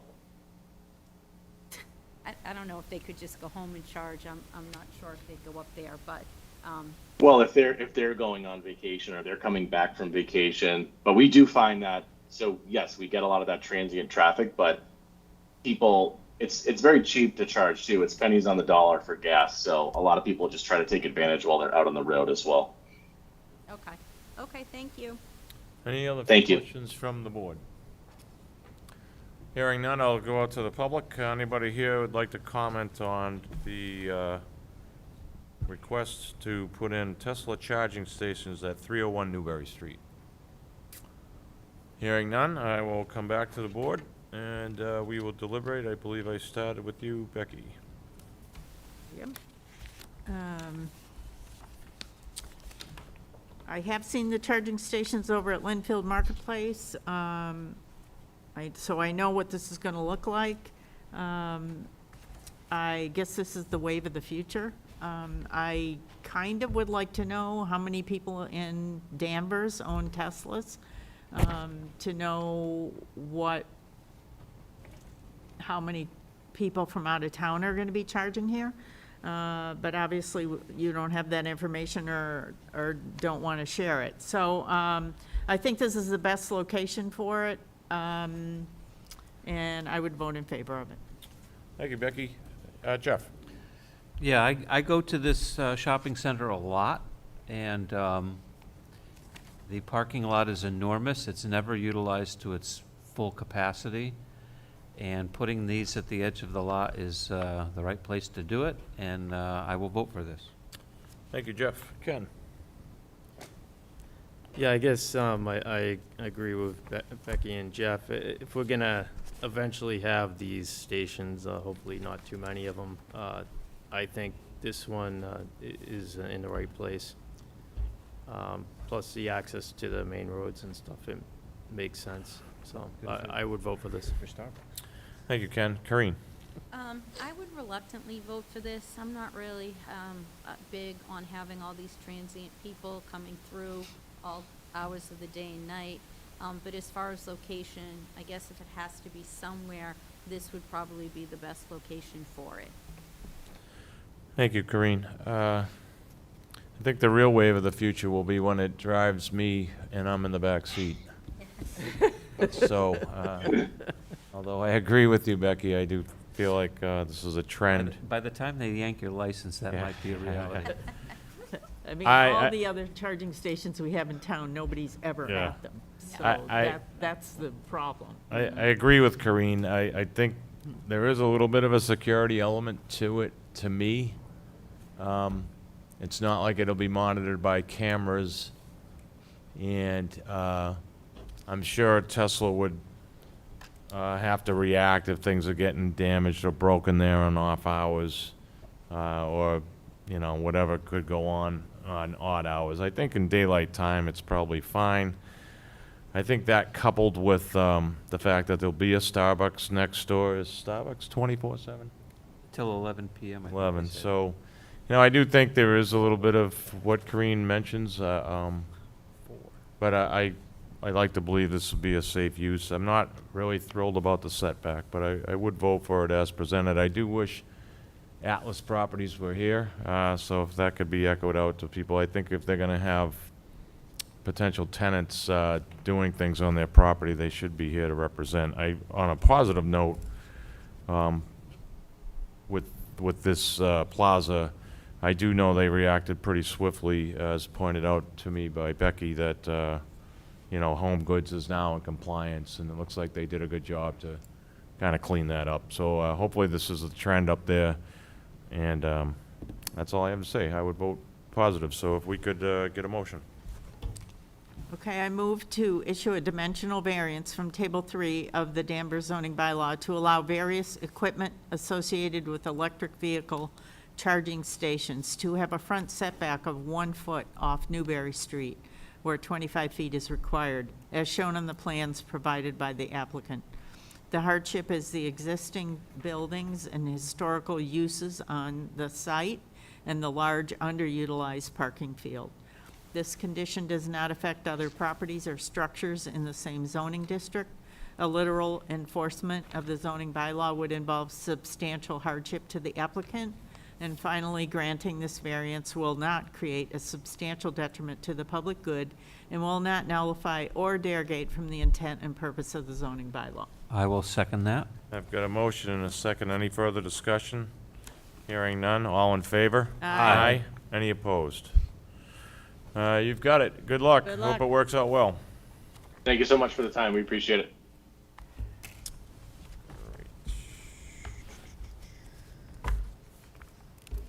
Okay, and our last case for the evening.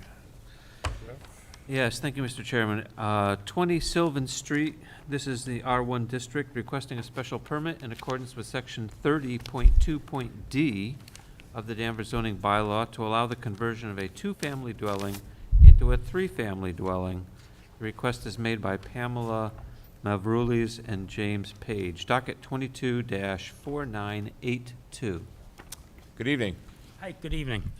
Peter Miranda from the Law Office of Fleming and Miranda here on behalf of Ms. Mavroulis and Mr. Page. We also have with us the architect, Joseph Betancourt, who prepared a little outline of the criteria for bylaws. Sure. If you printed it, you took the time to print it, we'll take it. I think we might have it. Oh, thank you. Thank you. Thanks.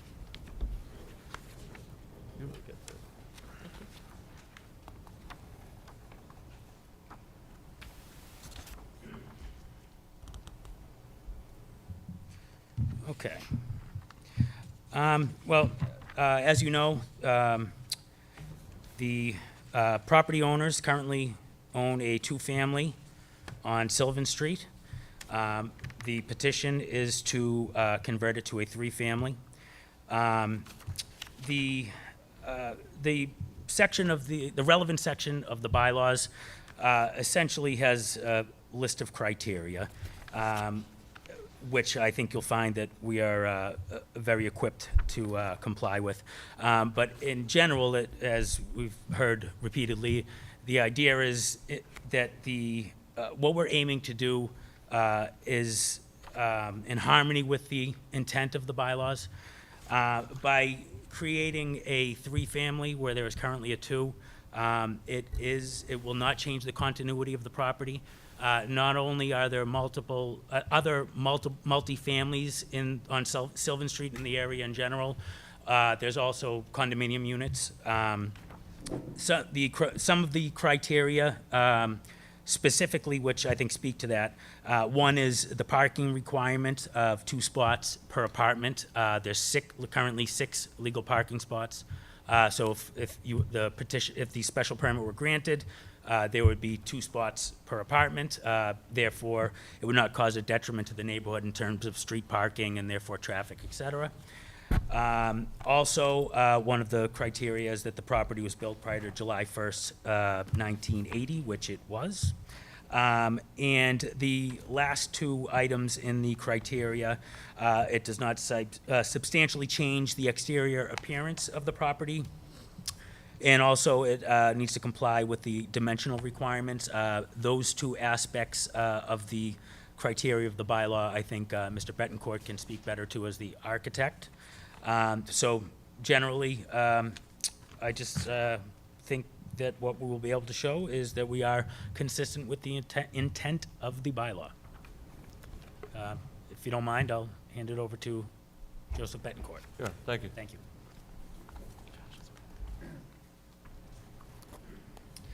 Good evening, my name is Joe Betancourt. I'm an architect with the Design Studio evening. at 14 North Central Street in Peabody. I'd actually like to take 10 seconds just to thank Georgia. She was so helpful through this process, and a lot of what you'll see on the screen tonight, and the list actually was through some conversations that we had along the way, so I just wanted to publicly say thank you. I'll just to follow up what Peter was saying. So the dimensional requirements, again, coming from Table 2 of the zoning bylaws, page 283, minimum lot size, 5,000 square feet. Our lot, as you'll see, we're 16,000 square feet, so we are well compliant with that. 2,500 square feet per unit is required under the table. So 3 units, 7,500 square feet. Again, we're at 16,000 for site, so we're compliant there. Lot frontage, we actually have 2 edges that are referred to as frontages. We have Sylvan Street and Chester Street. So Sylvan Street, we have 100 feet as the frontage, and Chester, we have 166 feet. So we sort of check that box as well. The front yard setback, again, we have 2 fronts. On Sylvan Street, we're right around 20 feet, probably 19.8. Chester Street, we are at 15 feet setback. So we are pre-existing non-conforming.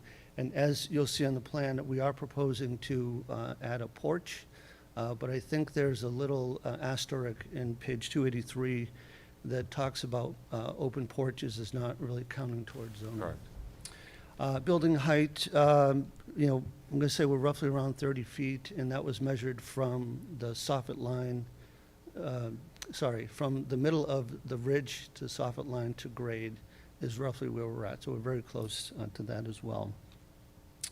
And then item number 3, as you'll see with some of the slides, we are trying to be very consistent and, in fact, trying to improve what's there and be consistent with the neighborhood. Could we go to section 2, please? Yeah. Jumped ahead there, sorry. Yeah. This one? Perfect. Yeah, this one. Yeah. I have a few slides, but I'm going to go quickly just in the interest of time. So this is just kind of a high-level diagram, just talking about sort of the nature of the area and why we think this is a great opportunity for a project of this type. So 20 Sylvan Street, you see is highlighted with the red circle, almost in the heart of the neighborhood, right across from the Peabody Library, Peabody Park, and the water amenity. A third of a mile up the street is downtown, so it's a great location, walkable, bikeable. Take the kids down to the center of town. The area also is kind of speckled with some beautiful historic homes, some newer homes as well, but it's just a great walkable neighborhood, and 20 Sylvan Street is right in the heart of it. Next slide, please. Oh, there we go. This is a very small sampling of some of the character that's in and around the area. If I were to take all of the homes that look like this, I'd probably need 10 slides. So the point is that 20 Sylvan Street that we see kind of in the middle top there sort of fits right in. This picture was taken probably 6 months ago, and if you've been by the property, you've seen that Pamela and James have already started to invest, I think, more than $50,000 with painting, restoration, and windows. So the idea is to really bring the character and the charm back to this property. They've already started to do that. Next slide, please.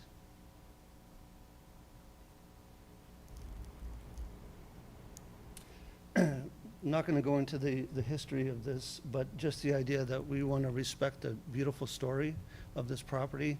We have started to do some research. We want to make sure that anything we do going forward sort of captures the essence and spirit of where this project began. You can actually see that lower image on the left. It was before the front porch was even there. So we're sort of just evolving the story.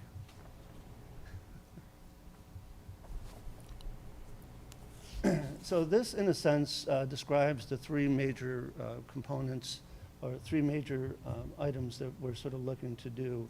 So item number 1, proposed dormer extension. That's on the 3rd floor. So that by doing that extension on the 3rd floor, that's going to afford us the ability to get that 3rd unit in there, so getting more square footage. The second one is hard to see, but sort of enclosing or boxing out, if you will, a portion of the 2nd floor.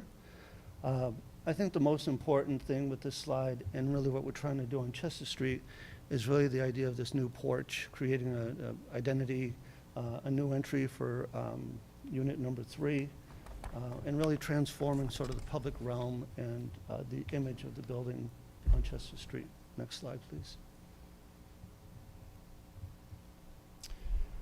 So just very quickly, this is an existing plot plan, and really it's to talk about the 3 entries. So it's entry off of Sylvan Street, entry off of Chester Street, which is number 2.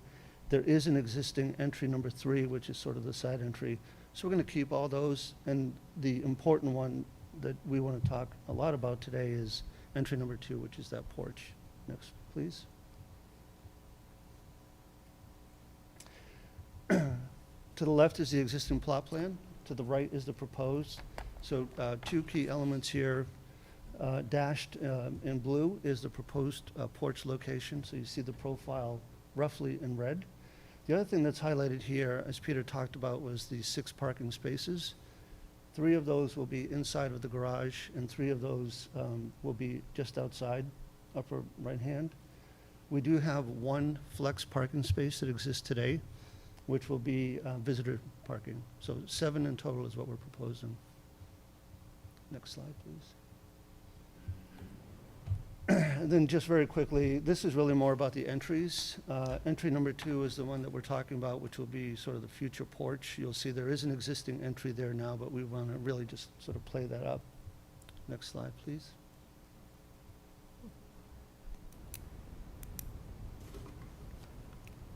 Just the second floor. Won't get into details, but again, it's really about the idea of having access, 2 means of egress, all the things that are required by code.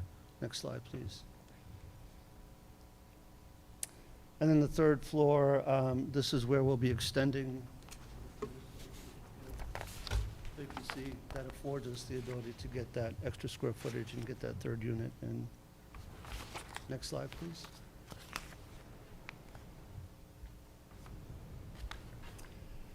And then just getting to the exterior, so obviously this is a very prominent corner. We know that the front porch is beautiful, and of course, after it's restored, it's going to be amazing.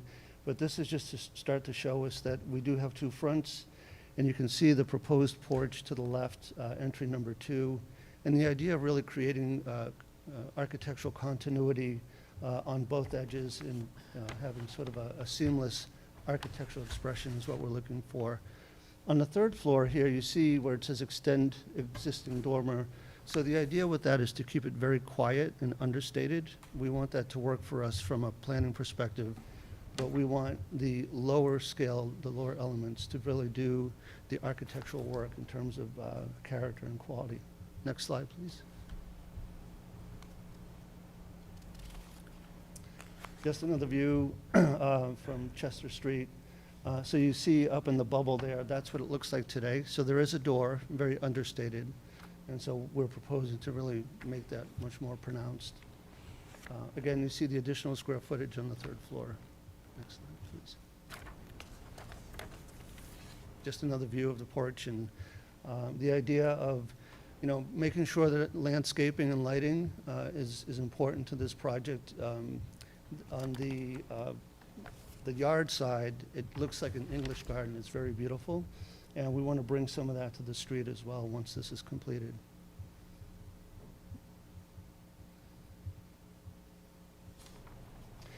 And then finally, just again, really side by side, the existing porch to the right after it's sort of renovated. To the left is the proposed porch.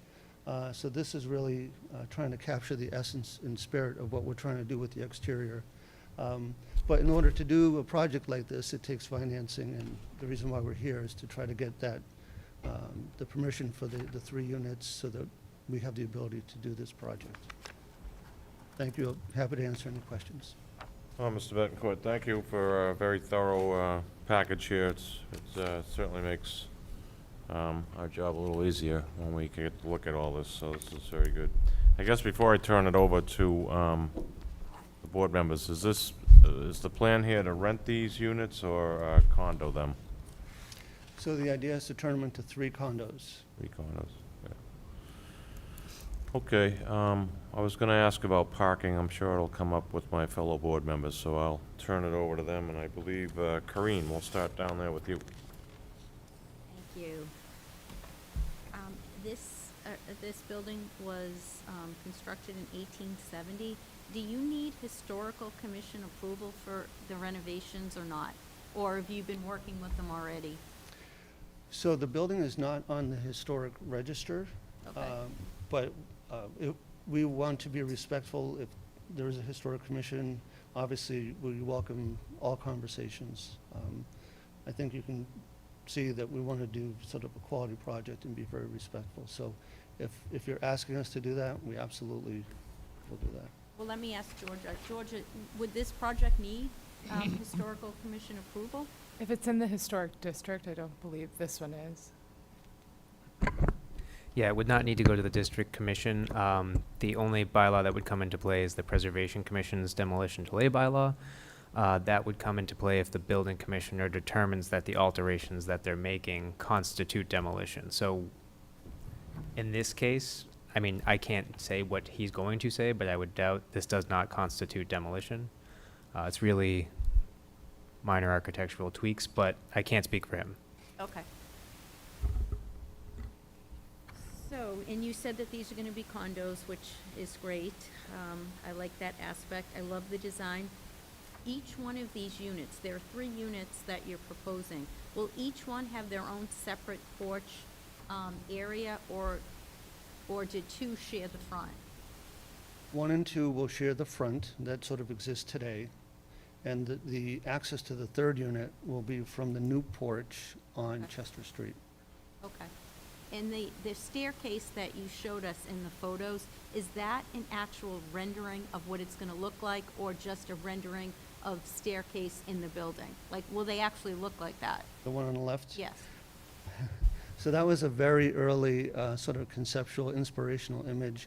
And the idea, not to get into design here, but you know, these stairs are tight, as you know, with these older houses. So whatever we can do to make them light and airy and sort of open, inviting is what we want to do. So that's really just a inspiration image. Well, I like the inspiration. Yeah. I think it So, looks great.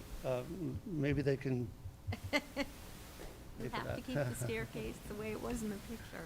And I love the idea that, that you're keeping the garage instead of just making 6 outdoor spaces. I think that's a great feature, because you can have at least 1 car in the garage. And that's all I have. Thank you. Thank you, Corinne. Ken? Excuse me. So you're gonna stay within the existing setbacks? Yes. Okay. Yeah, so the only thing that we're really adding, we're extending the dormer, The dormer, and we're adding the porch. okay, Not adding anything else. okay. Now, you're gonna have to add sprinkler system? Yes. Okay. So you already know about all that stuff, obviously. Well, and actually, you know, to that point, I have mentioned to the building commissioner that we'd like to just have an early kind of design meeting, make sure that we're all on the same page. Yep. So we'll vet through those issues A early. lot of money. Okay. Yeah. Yep, I have no other questions. Thanks. Thanks, Ken. And I will remind the board members, this will not go to site review, so we kind of wear 2 hats on this one, where it's a dwelling conversion to act as both planning and zoning. So if there's features or landscaping and these types of things, this will be a time to ask you questions, so. Jeff? I have no questions, Mr. Chairman. Thank you. Thank you. Becky? Can you just say what the current occupancy is? Are the owners living there, or? Yes, yeah. I saw her out painting the fence the other day. So they've owned it about a year. Mhm. And who's occupying the 2 units? The owners and someone else, or? Yep, mother and son. Oh, okay. Okay, all right. And can you just go through the number of bedrooms, bathrooms in each unit? It was a little difficult on that plan. Yeah, and truthfully, we're still working on the planning of it, but each unit will have 2 bedrooms and Okay. 1 bathroom. 2 bedrooms and 1 bathroom. Yes. that's where we are right now. We still have to go through, these are very early Okay. concept plans. Okay. And I had a question on that parking space that comes off of Sylvan Street. Mhm.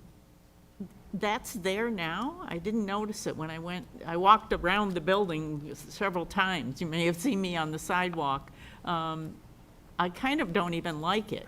I would almost, you only really need 6 spaces. I would almost prefer that you would just stay with the 6, but that's for my comments later, so. Yeah, so we, it does exist, and, you know, the thought was that if we could get the, an extra visitor space, and just utilize Yeah. it's there. It's a busy street, and sometimes the town wants to eliminate those curb cuts on that street. I've owned 2 properties on that street, so I'm aware of it. I think it's something that we can certainly look at. I mean, I agree it is a busy street, and taking a curb cut would Okay, definitely help. well, I'll, If you want to speak, come to the microphone and identify yourself, please. Hi, Pam Aprulos, one of the owners. okay.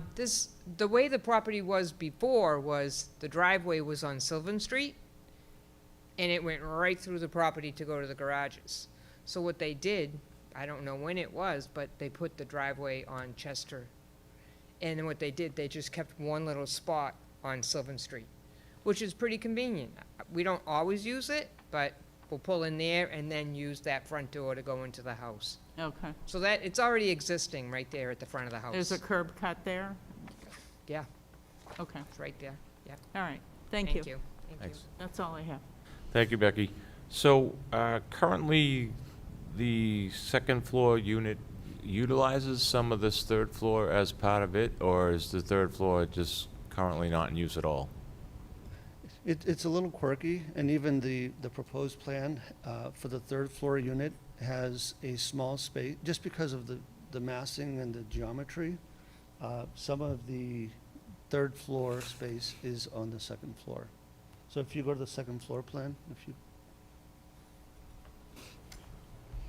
so what you see in light blue belongs to unit number 2, but because of the geometry, unit number 3 actually takes a portion of the second floor because the building steps down.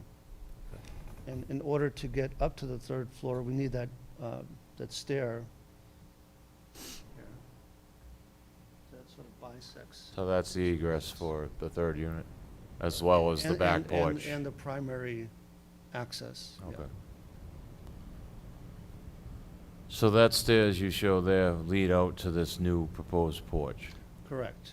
And then there's one main entrance which all 3 units would access from, or just 2? So unit number 3, so this stair would start on Chester Street, would come up through all the way to the 3rd floor. Units 1 and 2 will utilize the front porch as their main entrance. And there's a second egress point for unit 3? There is. And where's that? That's, if you go up one more.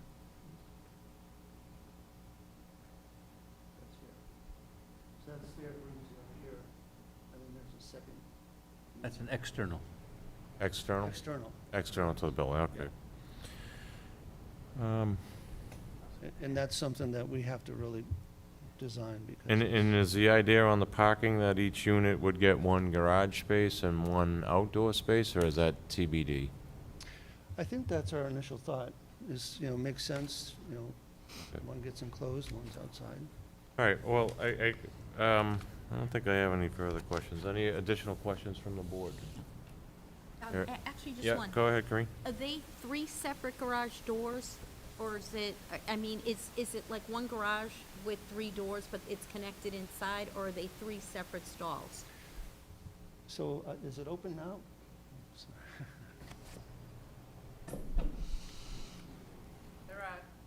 There are 3 doors outside, and then there's 2 that are open to each other, which will probably add a wall to separate that. But one of the units already has a wall. Okay. So, yeah, we'll separate them. But there are 3 big doors, and then there's a side door also. Okay. So the Okay, plan is to perfect. have 3 separate stalls? Yes. Very good. Yes. Thank Yeah, you. for security, I think that's a better idea. Anything else, Green? That's it, thank you. Anyone else? No. Go out to the public. Anyone here to speak on 20 Sylvan Street?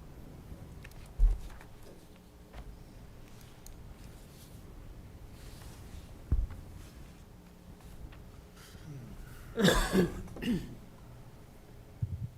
you, Mr. Chairman, Matthew Duggan. I think this is a great reuse for this property because I think the fear would be that it would be torn down and something else with 16,000 square feet. You probably recognize that there's other potential uses, so this, I think, saves the building, the character of the building. I just wanted to flush out the exterior stairs, I guess. So today, if you walk around the back where the garage is, there is a stairwell that goes up to the second floor, and I don't know if that's used as the primary entrance into that unit, but now I'm hearing there's going to be additional outside stairs to get to the third unit. So can we do we have a rendering of what those exterior stairways look like? Mr. Betancourt, you care to expand on that? So we actually do not have a rendering yet, but you bring up a good point. It's one of those areas that it's going to take some real design finesse to make work. Even what's there today, I would say, is inconsistent with sort of the rest of the character of the house. So going forward, we want to make sure that whatever we do back there has sort of the quality and the spirit of the rest of it. But you're right, it's going to be a challenge, you know. Yeah. But we're going to work hard to. But that's the only way you can do it, right? You need that second egress, so. Correct, yeah. Yeah. I mean, one thing that we have been talking about is, which is a little bit more work and a little bit more invasive, is possibly doing townhouses on the second floor. So in other words, first floor is one, we'll call it a flat, and then once you get to the second floor, then you've got two townhouses. Then the egress is only required from the second floor down, right?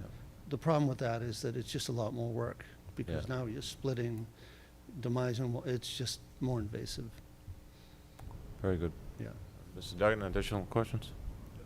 So just to comment on that, so, I mean, the exterior stairways will not really be visible from Chester Street, and maybe not so obvious from Sylvan as well, but having these massive stairwells, I've seen that on other buildings, it really, They it look makes ugly. it look like an apartment Right. building that, you know, it looks like a grand single family home that's been butchered and converted into, you know, 3 apartments, which, you know, from a visual perspective, I think would really be a detriment to this project.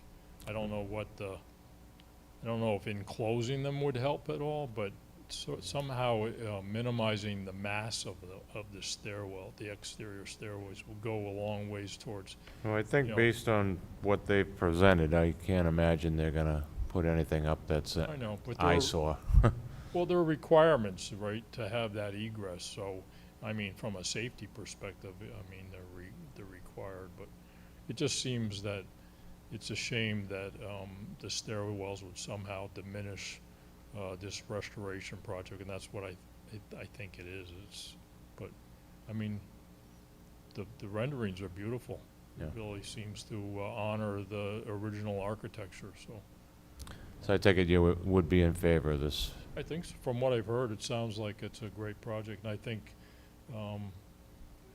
that the applicant was correct that without really adding this third unit would be financially, you know, difficult to actually do an honorable restoration to kind of bring back the, you know, the glory of the original building. Okay. Thanks. Thank you. Anyone else from the public like to speak? Yes, Mr. Bradstreet.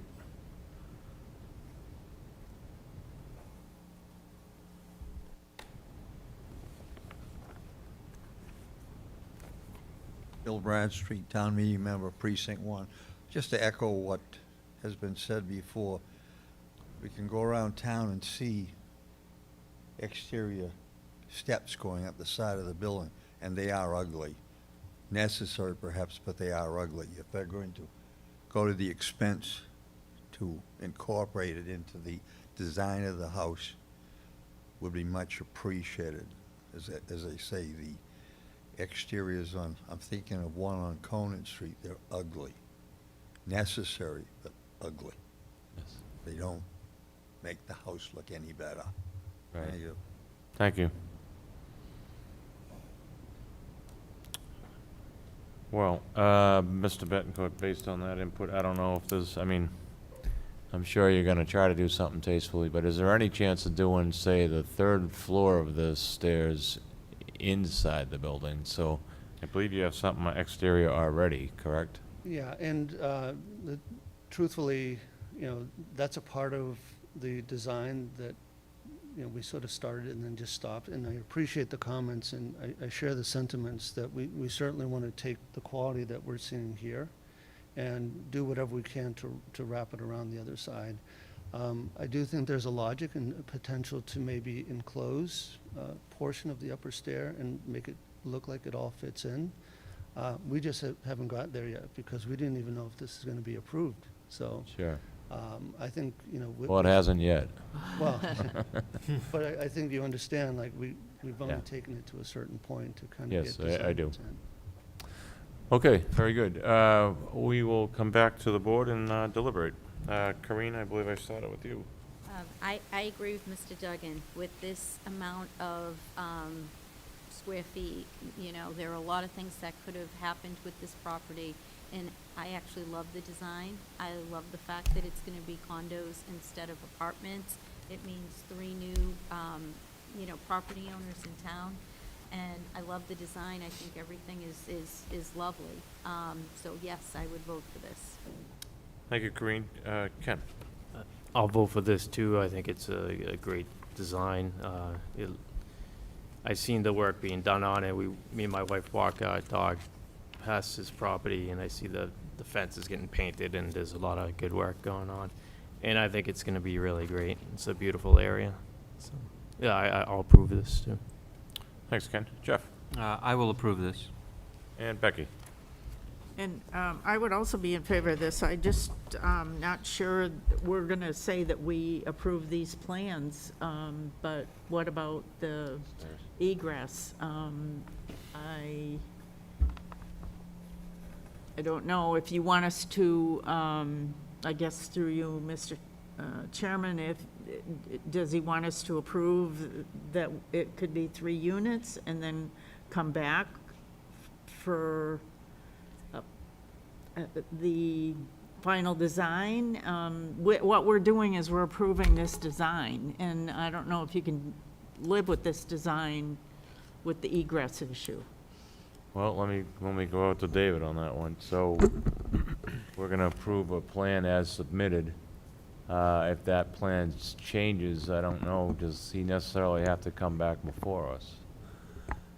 Not for the special permit. You could condition it similar to the way we've done things, I think, in the recent past, where you could have them come back to discuss the egress at a future date if you wanted to. So you could approve the special permit on plans as submitted, but for the third The egress. follow-up discussion on egress. On the egress So for the third we're gonna floor. give him the 3 units, but we'd like to hear about egress. Yeah, and that can be time limited to whenever you feel is necessary, if that's Mr. 6 months from Bettencourt, would you now. take that as a condition? Well, he's not going to be able to build it if he doesn't do Well, an egress. well, he can do an egress, but it might not be one. He can we do an don't like. ugly one. An ugly one, right?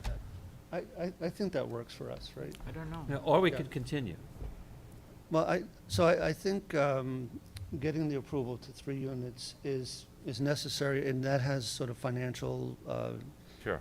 implications, right? So I would say, let's do that, and we welcome all design comments because I Okay, think we so, all share the same sentiment. what kind of time frame are we thinking? I'm not going to give him a time frame. No time frame. He's not going to be able to do it Yeah. if he doesn't have Okay. egress. Well, we would like a follow-up, I guess, and you're willing to take that condition, so I think we'll. Otherwise, he has to live with these plans the Yeah. way it is. Agreeable? Yes, absolutely, Okay. yeah. Very comfortable with that. I mean, Yeah, you kinda don't have a choice, we I guess. have to approve something. We usually So- approve detailed final plans. So, But know, we understand the position you're in with wanting to see if this was gonna fly to begin with. Before you spend a lot of. Before you spend a lot more design time, sure. Go ahead, Becky, finish your. All right, you ready? comment. No, I'm I done. didn't- I I'm didn't not proving. comment yet. Okay. I have to admit, initially looking at this, just thinking about parking and the fact that a two-family unit is, now gonna squeeze into a three. But I do agree with the size of this lot. I think the building has some great character. I think it's helping to bring not only the Sylvan Street area, but I think you've seen, what's happened over on Cherry Street is gone in a good direction, I think, for the downtown area. So I pleasantly am surprised with your presentation, and I like it, and I would vote for it. Now, could I get a motion? Yes. All right. I move to issue the special permit in accordance with section 30.2.d of the Danvers zoning bylaw to allow the conversion of a two-family dwelling into a three-family dwelling. The municipal water and sewer shall not be overloaded by the additional dwelling unit. The public streets shall not become overloaded by the additional dwelling unit. The value of other buildings and properties shall not be depreciated by the additional dwelling unit. The specific site is an appropriate location for the additional dwelling unit. The additional dwelling unit will not adversely affect the neighborhood. There will not be undue nuisance to vehicles or pedestrians, and adequate and proper facilities will be provided to ensure the proper operation of the proposed additional dwelling unit. And finally, the proposed additional dwelling unit will be in harmony with the general purpose of the bylaw. And we're going to add that, I guess, how do we word this? Some follow-up information is provided to the I don't think board? we need to. We're approving this plan. If he wants to come back Well, and I don't know if that's have what I heard something from David. different. I guess, David, if you could weigh in. Well, you could agree with Becky. You don't have to go forward with that condition. If you'd like, we could say at the time of the building permit application, because obviously at that time, we would have what the egress is proposed as. Okay, are we good with that as a board? No, because at that point, they're gonna build. I Yeah. mean, if it looks Well, ugly, we can say that we approve the additional porch and the dormer extension, and we await the rest of the plan. I think. No, go ahead. Or can we approve it as is and then, then they make. Well, it sounds like we need some kind of amendment to what is Yeah. presented to us this We evening. could say no building permit shall issue until the board reviews the egress to the third floor. Perfect. I like that. No building permit shall be issued until the board reviews the egress for the third floor. And hopefully that'll make it on the minutes. It'll be in the decision. We have a new person doing them. Very good. And I second that. Okay, we have a motion and a second. Any further Are discussion? you okay with that? Absolutely. Yeah, Okay. okay. Mr. Betancourt's on board. All right. I have a motion, I have a second. Any further discussion? Hearing none, all in favor? Aye. Any opposed? Good luck. Hey, good luck with the project. It looks great. Looks Thank you. great. Okay, Motion to adjourn? nothing else? Yeah, motion to adjourn, please. Any more business? Huh? You good? No, I think I'll we're good. second that. All in favor? Aye. Aye. Good night, Good night. Danvers. Good night, Danvers.